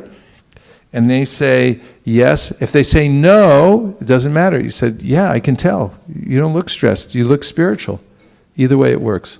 Now, here's the big question. You ready for the big question? If you just learn this one question for book distribution, then you'll be successful wherever you go, even if you forget all the other stuff. Ask this one question. What's your secret? So if you ask people what their secret is, you say, well, you look spiritual. What's your secret? Then it changes the relationship. They're thinking this person is imposing his or her will upon me. They're trying to give me something I don't know. They're going to try to, change me or whatever it is. But when you ask this question, you change the relationship. Now they've become the teacher. You become the student. You teach me something. What's your secret? So they'll tell you the secret. What kind of secrets will they tell you? If they're in the mode of ignorance, what do they say? They smoke marijuana. If they're in the mode of passion, what do they say? I play sports. I work hard. If they're in the mode of goodness, what do they say? I meditate. I do yoga and stuff like that. And so that's when you find out their secret. You take the book back and you do show and tell. Okay, show and tell is easy. On the back of the book, and here's what you say. I'll show you really quick. How fast are we showing them? Really quick. How fast? Really quick. How fast? Really quick. Yeah, it's really quick because their mind is thinking, how long am I going to be here? Is this a Bhagavatam class I got to listen to or what? So now, on the back of the book, you can just start naming people. Thoreau, Emerson, Gandhi, Dr. Martin Luther King Jr., Albert Einstein, the Beatles, and Tupac Shakur. You put them all on there because they're all people who have read the Bhagavad Gita. And next, I open up the book and I'll point to the Sanskrit and say, look, can you read this? Can you read that? Can you read it? So I was just testing you. It's all been translated into English and it's been translated many, many times. This has become the most popular academically. And then we turn to the front of the book and in there you'll see the universities. So the universities are here. You can show them University of Southern California and Georgetown University. It's right in front of these first 2 pages at the bottom. USC, who's heard of USC? Who's heard of Georgetown? Yep. So show them the universities that use it. And next we turn to this picture called Changing Bodies. And look at this. Here's how you do it. You say, look, we all start here. We end up here. We're all just passing through. Where are you in all this?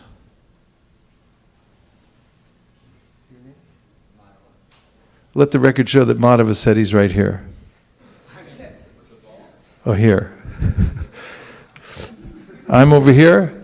I was here 5 minutes ago. We're moving by very quickly. Next page, you can show them this picture and say, look it. A self-realized person treats everyone with respect because he or she sees God within everyone's heart. Or you can say the divine essence within everyone's heart. And next, you can say, you've heard of karma, right? Have you all heard of karma? Yes. What does it mean to you?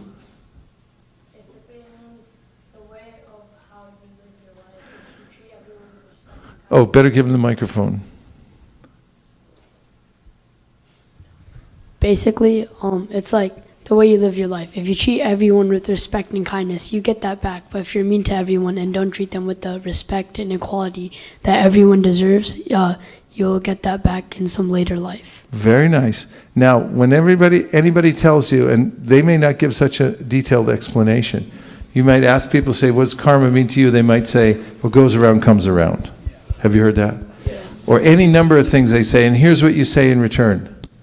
Whoa, what a great explanation. Are you ready? You ask me what karma means to me.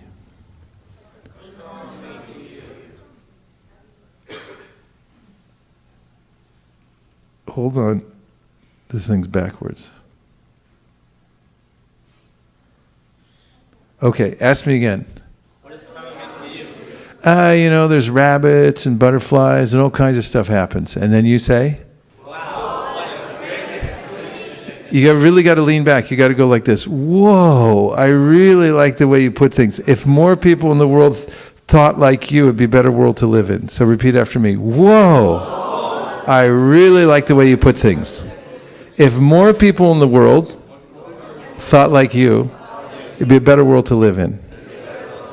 You ready? Ask me what karma means to you. Use the microphone. What does karma mean to you? There's rabbits and butterflies and stuff goes around and around. Whoa, what a great explanation. Come on, lean into it.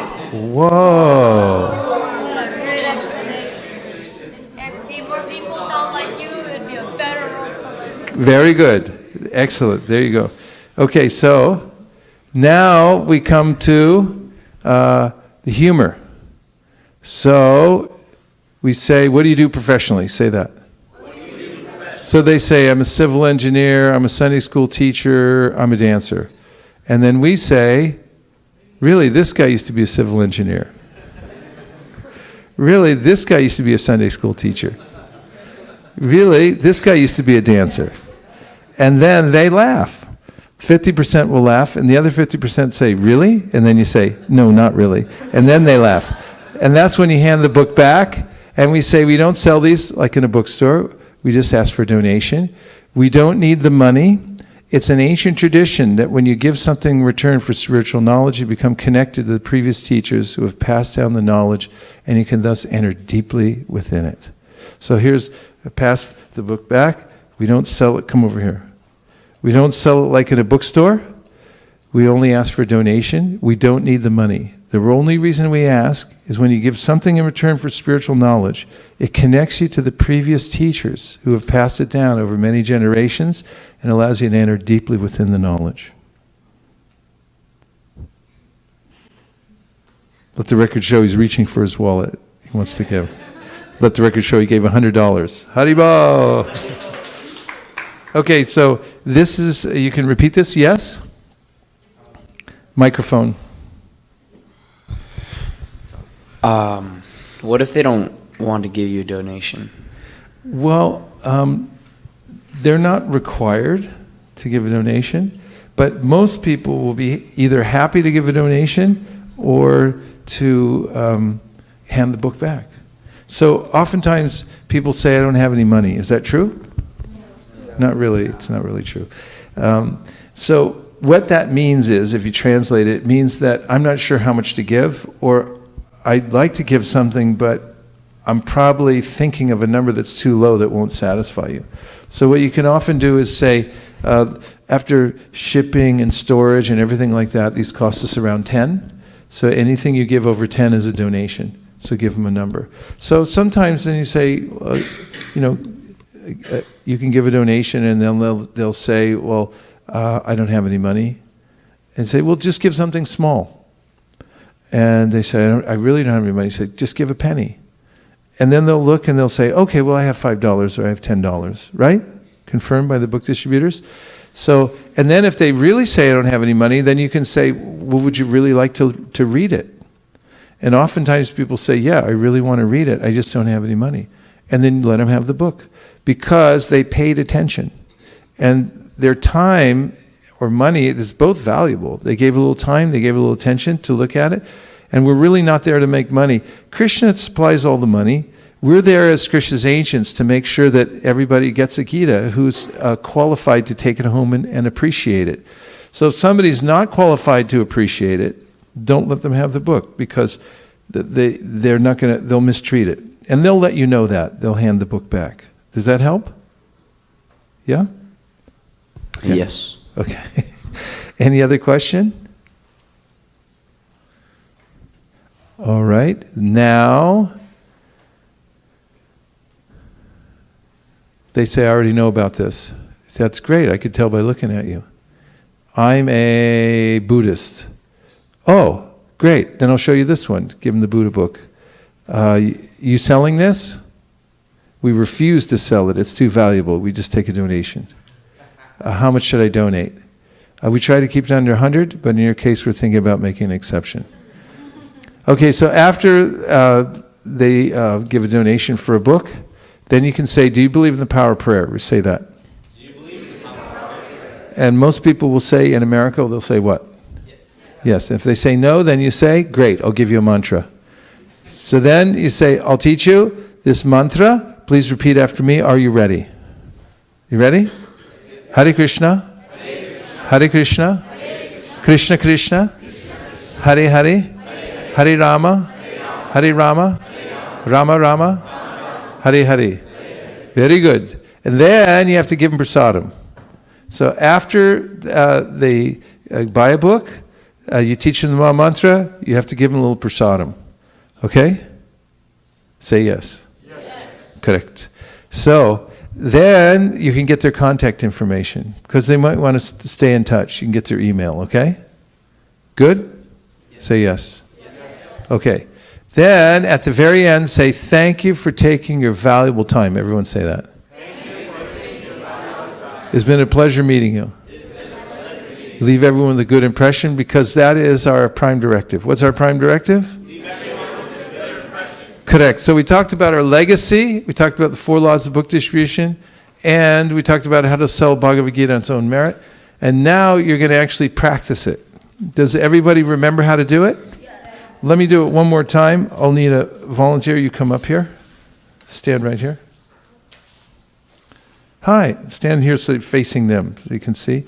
And that's the camera for the internet. You're on live Facebook. Tens of thousands of people watching you. So there you go. Hi. California, where are you from? Hungary. I went to Hungary once. I love Hungary. Fantastic. Here, I'll show you one too. Books on yoga and meditation that show you how to get free from stress. You've heard of stress before, right? Somebody give him a microphone, or hold it for him. Hold it for him. You've heard of stress, right? Yeah. Really, because you don't look stressed. Your eyes are very peaceful. You look spiritual. What's your secret? I don't have a secret. What's that? I don't have a secret. You must just be a natural then. You come from a good family. I could tell. Here, I'll show you really quick. Thoreau, Emerson, Gandhi, Dr. Martin Luther King Jr., Albert Einstein, the Beatles, and Tupac Shakur. You've heard of them, right? Yeah. They all read this book. Look at, can you read that? No. I was just testing you. It's Sanskrit. It's all been translated in English. This has been translated many times, over 400 times in English. And out of all of them, this has become the most popular edition. That's used by many of the universities. You've heard of USC? Yes. Georgetown University? Yeah. Yeah? Here. This is it in a nutshell. Look at, we start here, we end up here, we're all just passing through. Where are you in all this? Right. Over here? Yeah, I'm over here. I was here 5 minutes ago. And look at, this shows a self-realized person. A self-realized person treats everyone with respect because he or she sees that there's a divine essence, God, within everyone's heart. You've heard of karma, right? Yeah. And what does it mean to you? To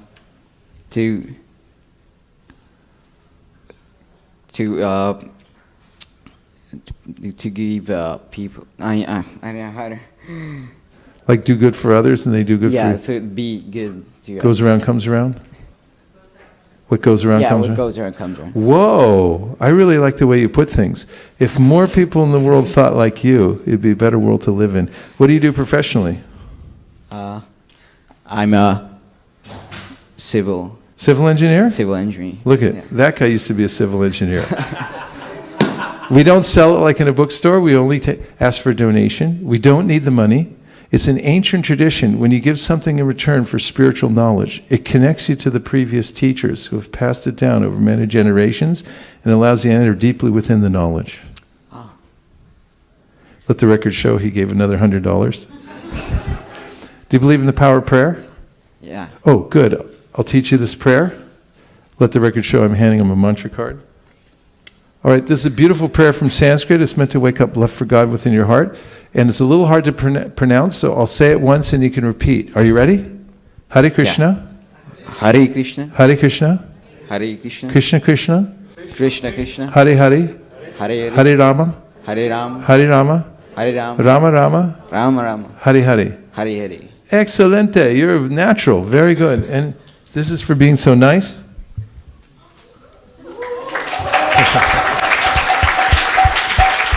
And if you'd like, we can give you more information through email. We have a regular posting about spiritual knowledge. Would you like us to send you? Yeah. Okay, you can put your name and address in here. Let the record show he put his name and address in. All right. We want to thank you very much for taking your valuable time. It's been an honor to meet you. Thank you very much. Give him a hand.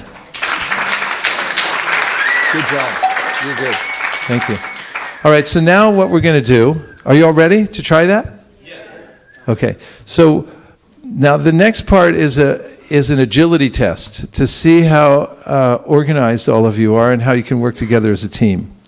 So what we're going to do, after I say go, and I'm going to time you to see how you do compared to other groups around the world, is you're going to have to stand up, take all these asanas and place them neatly on the stack underneath the Panchatattva back there. And then you have to line up and face each other in one or two lines, whichever, each line has one person facing another. And if you can fit one big line, that's fine. Or if you can do two lines, find two lines. But you have to organize yourselves. And you have to do it fast. And on one side, the people facing have a book in their hand, one of these books, which are available over on that side. And the other side, you're empty-handed. Does that make sense? Do you have any questions before I say go? Okay, so I'm going to time you because, well, don't start yet.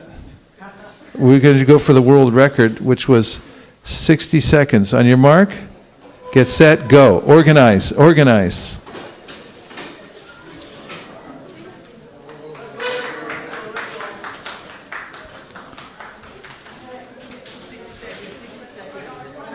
That's 5 seconds. That's 10 seconds. 15 seconds. 20 seconds. 25 seconds. 30 seconds. 35 seconds.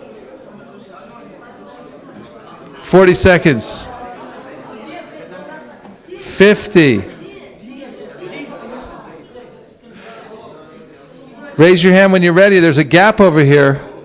You got to leave a little space. You got 5 seconds to beat the record. Line up. 2, 1, buzzer. Okay, you did it. Give yourselves a hand.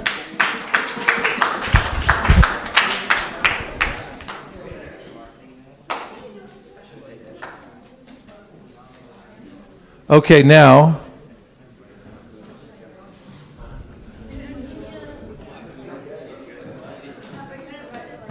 hold on. You ready?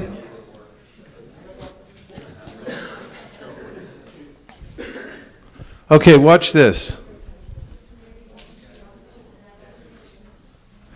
Okay, look over here for a second. You'll notice that a lot of times distributors, they walk around like this because they're thinking, I got to get somebody with this book. But what I want you to do is get the book out of your hand. You put it under your arm like this or in your book bag, not touching your hands, and lean back like this. Cool as a cucumber in an ice box. Okay? Because you're looking for ripe fruits, you're not chasing anybody, you're going to let the people come to you, attract them to you, okay? So you want to lean back, and as soon as you qualify them, that's when you can pull the book out. So don't pull the book out and put it in your hand until you qualify them, right?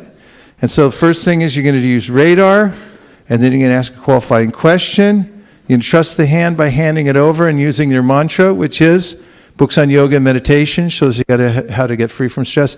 Then you use the question. Because you've heard of stress before, right? And they say, yes. And you say, really? Because you don't look stressed. You look very peaceful. In fact, you look spiritual. What's your secret? And then when they tell you their secret, you take the book back out of their hands, and then you give them a nutshell presentation. And that means you show the back cover, which is Thoreau, Emerson, Gandhi, Dr. Martin Luther King Jr., Albert Einstein, the Beatles, and Tupac Shakur. And then you show them the Sanskrit, ask them if they can read it. Then you say it's been translated many times, and you show them the universities in the front. And then you show them changing bodies and show how we're just passing through. Then you show them the next page and say a self-realized person treats everyone with respect. Then you ask them if they've heard of karma before. And when they say they've heard of karma, you ask them what does it mean to them. When they tell you what it means to them, then you say, whoa, I really like the way you put things. If more people in the world thought like you, it would be a better world to live in. And then you ask them what they do professionally. What do you all do professionally? Engineer, dancer, school teacher. Really, this guy used to be a dancer. And when they laugh, then you hand the book back and you say, we don't sell it like in a bookstore. We only ask for a donation. And go like this, follow me, watch me. We don't need the money.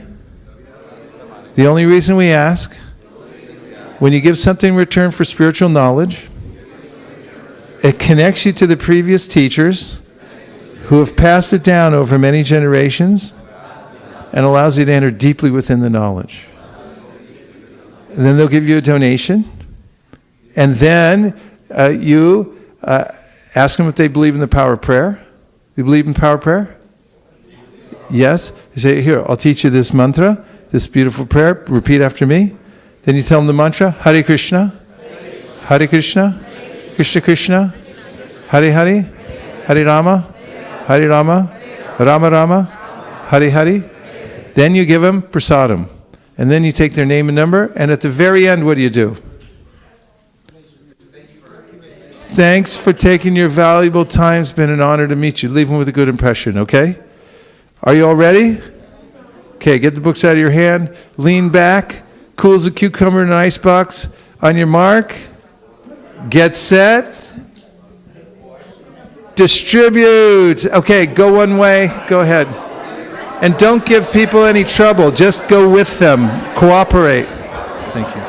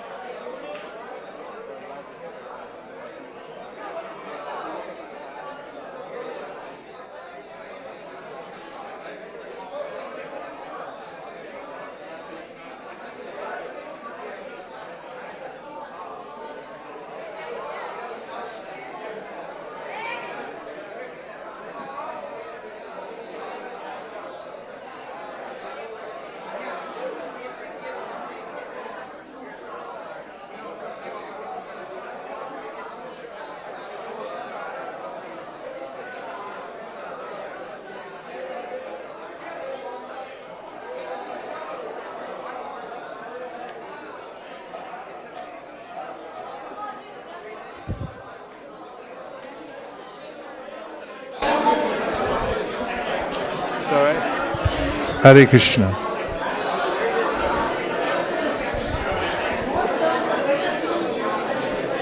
Hare Krishna.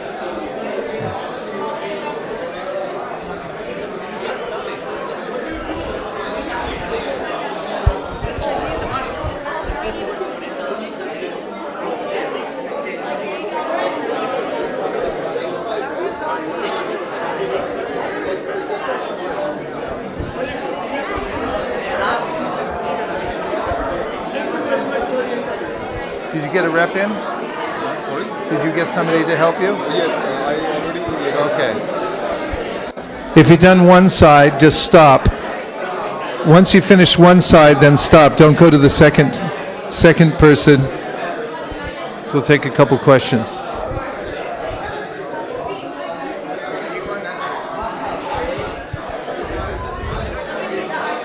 If one person in your team has finished one repetition, raise your hand.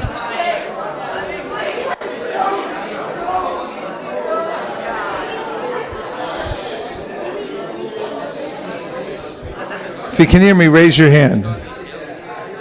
If you can hear me, raise your hand. If you can hear me, raise your hand. How many of you have finished one side? One person has gone all the way through one time. Anybody who hasn't finished one side? Okay, 1, 2, 3, 4. All right, take one more minute to finish up one side, and then we'll take a couple of questions before we go to the second side, okay? So 1 more minute. Finish up. I'll address that. Yeah. You mean here or on the street? On the street. Have you found people arguing?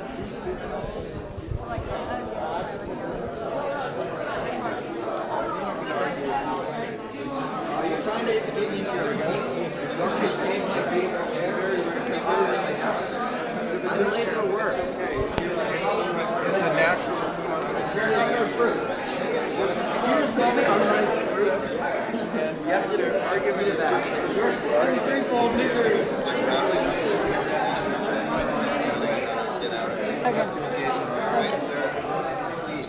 Thank you. 10 seconds. Okay. If you can hear me, raise your hand. If you can hear me, raise your hand. If you can hear me, raise your hand. If you can hear me, raise your hand. Okay, so now just you finished one side. Let's see if you have any questions before we go to the second side. Anybody run into any snags or forget something, or do you have a question? No. Okay. Question, yes, Krishna. So we ran into 2 snags. The first one, have you read the Bhagavad Gita? The answer is yes. And the second one, do you see this language? And he says yes. Can you read Sanskrit? Yes, I can. Okay, so the answer to that, if you run into an objection or something that didn't go according to the script, first of all, if somebody makes an objection at any time, you honor their objection. Don't resist it, but honor it. Like if somebody says, oh yeah, I already read the Bhagavad Gita, and go, perfect. Everyone say, perfect. Perfect. Whatever they say, it's perfect. Perfect. Okay, perfect. Yeah, and the other thing you can say, they'll say, yeah, I already read the Bhagavad Gita, I already have the Bhagavad Gita. Say, perfect. Perfect. I can tell by looking at you. So, whenever there's an objection like that, and what was the second thing? They know how to read Sanskrit. Is it perfect? I can tell by looking at you.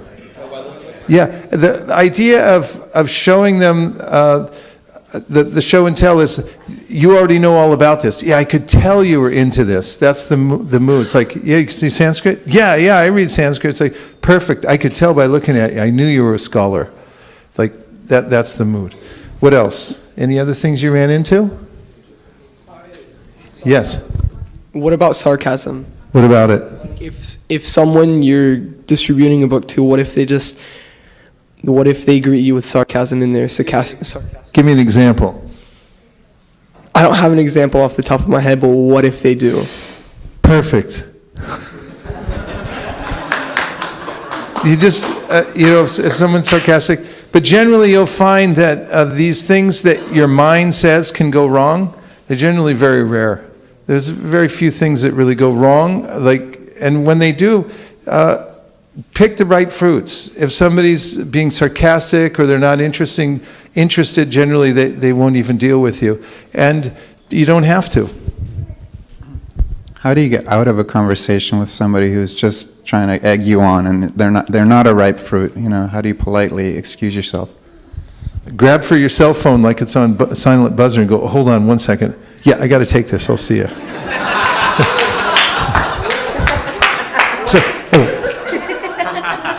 Okay. No. We don't have cell phones. Just pretend like you have one. Yeah. Generally, if I meet people and they broadcast to me up front that they want to be argumentative or something, like sometimes, I'll show them the book and they, yeah, I believe in the Lord Jesus Christ, and they come on really strong like that. Then I'll say, oh, that's beautiful. If there were more people in the world like you, it'd be a better world to live in. It's people of faith like you who are keeping the world alive. Thank you very much. And then I just go. And sometimes, they're open. But the way to cut it off is to have non-resistance and appreciate the argument that they're giving. Don't resist it. Anything else? Okay, yes. So this was for the previous example when they said that I've read the Bhagavad Gita and I know how to read Sanskrit, and we say, okay, thank you. We say, okay, I appreciate it. Then how do we proceed with the conversation after that? Are you talking about Indians? Yes. You're talking about Indians. So let me just say right now, if you're distributing to Indians, it's a completely different thing. What I'm teaching here is how to distribute to anybody but Indians. So Indians, I'll tell you how to distribute. It's a very simple thing. Thank you. Okay, so when you're dealing with Indians, you don't hand them a book to start with. At least I don't hand them a book. This is one of the ways. There's several ways, but I'm going to tell you the most effective way. So if I have a book and I meet an Indian and I'll say, I'm from California, where are you from? And you say, Gujarat, Kamcho, and I'm appreciating, I love India, and stuff like that. And then I just tell them what we're doing without handing them the book. I say, what we're doing, you already know Bhagavad Gita. Your mother knows Bhagavad Gita. Your grandmother memorized Bhagavad Gita. Then I say, you know Bhagavad Gita better than I do.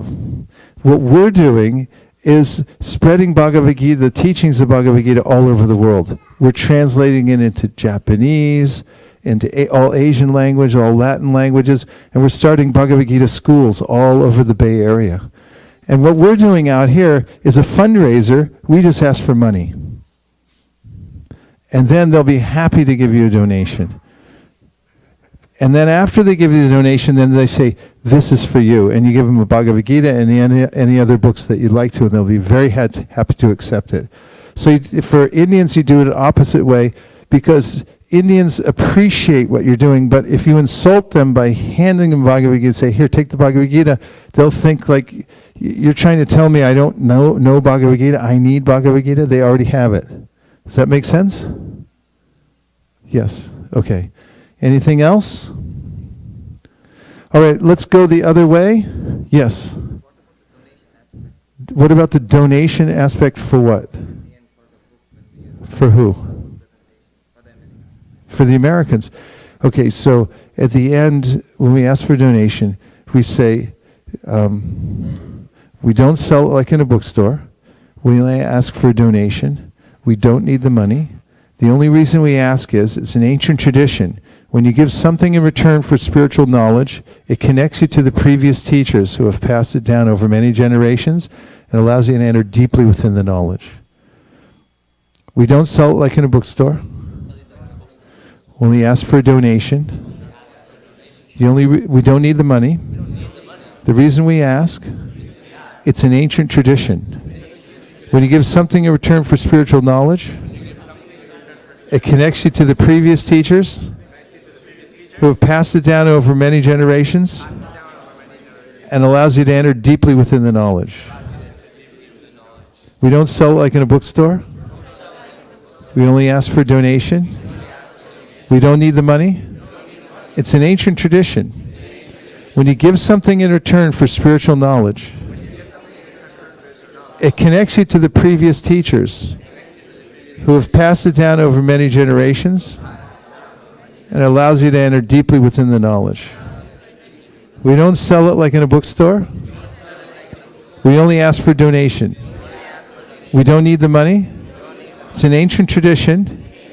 When you give something in return for spiritual knowledge, it connects you to the previous teachers who have passed it down over many generations and allows you to enter deeply within the knowledge. Rock, you do it. Give him the mic. But try to make a few mistakes. Okay. Because we can only learn I don't by think our I- mistakes, so try to make a few mistakes. We don't sell these like in a bookstore, but we simply ask for a donation because We don't need the money. we don't need the money, but when you offer a donation, it connects you to the previous teachers who have passed the book down through multiple lineages. Through many generations. Allows you to enter. Allows you to enter deeply within the knowledge. deeply within the knowledge. Very good. Give him a hand. We don't sell it like in a bookstore. We only ask for a donation. We don't need the money. It's an ancient tradition. When you give something in return for spiritual knowledge, it connects you to the previous teachers who have passed it down over many generations and allows you to enter deeply within the knowledge. Very good. Okay, let's go part two. Second one, go to the person whoever hasn't presented yet, present to the other person. And you did both ways? You want to try one more time? Get one more rep in. More reps, the better. And don't make any problems for your partner. Just make it easy. On your mark, get set, go. One more rep.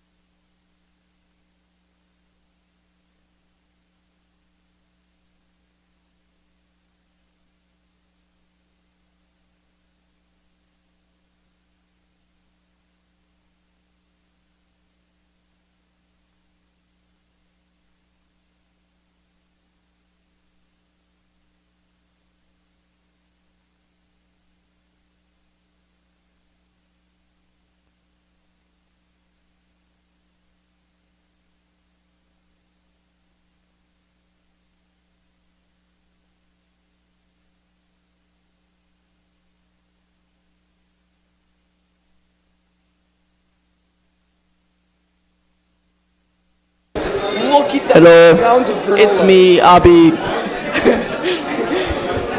Back it again with another video.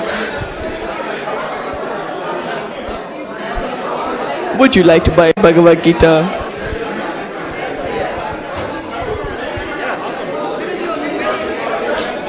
Yes, sir.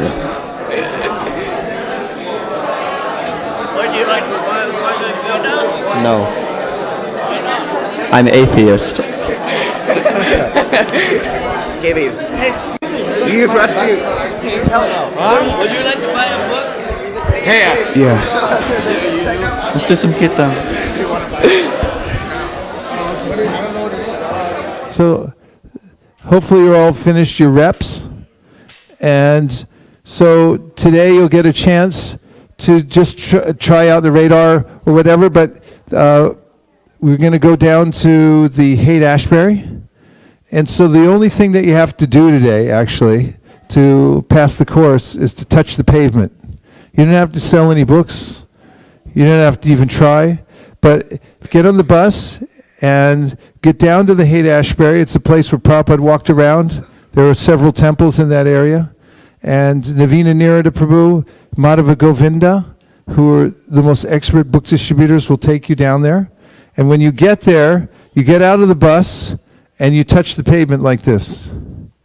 And once you do that, you're done. You don't have to do anything else. Anything else after that is extra. And if you feel like trying out these things like the radar or presenting a Bhagavad Gita, there'll be Bhagavad Gitas down there. You can try it out, but nobody expects you to produce any results. Just to be around there and practice and see how it goes. Does that sound okay? Okay.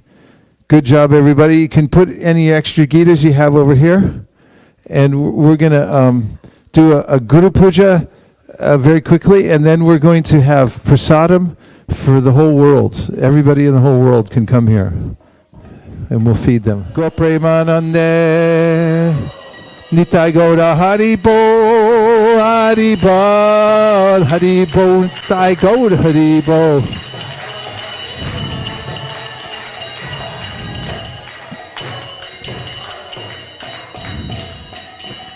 Marman, Natari Marman, Natari Marman, Natari Marman, hey, Natari Marman, Natari Marman, Natari Marman, Natari Marman.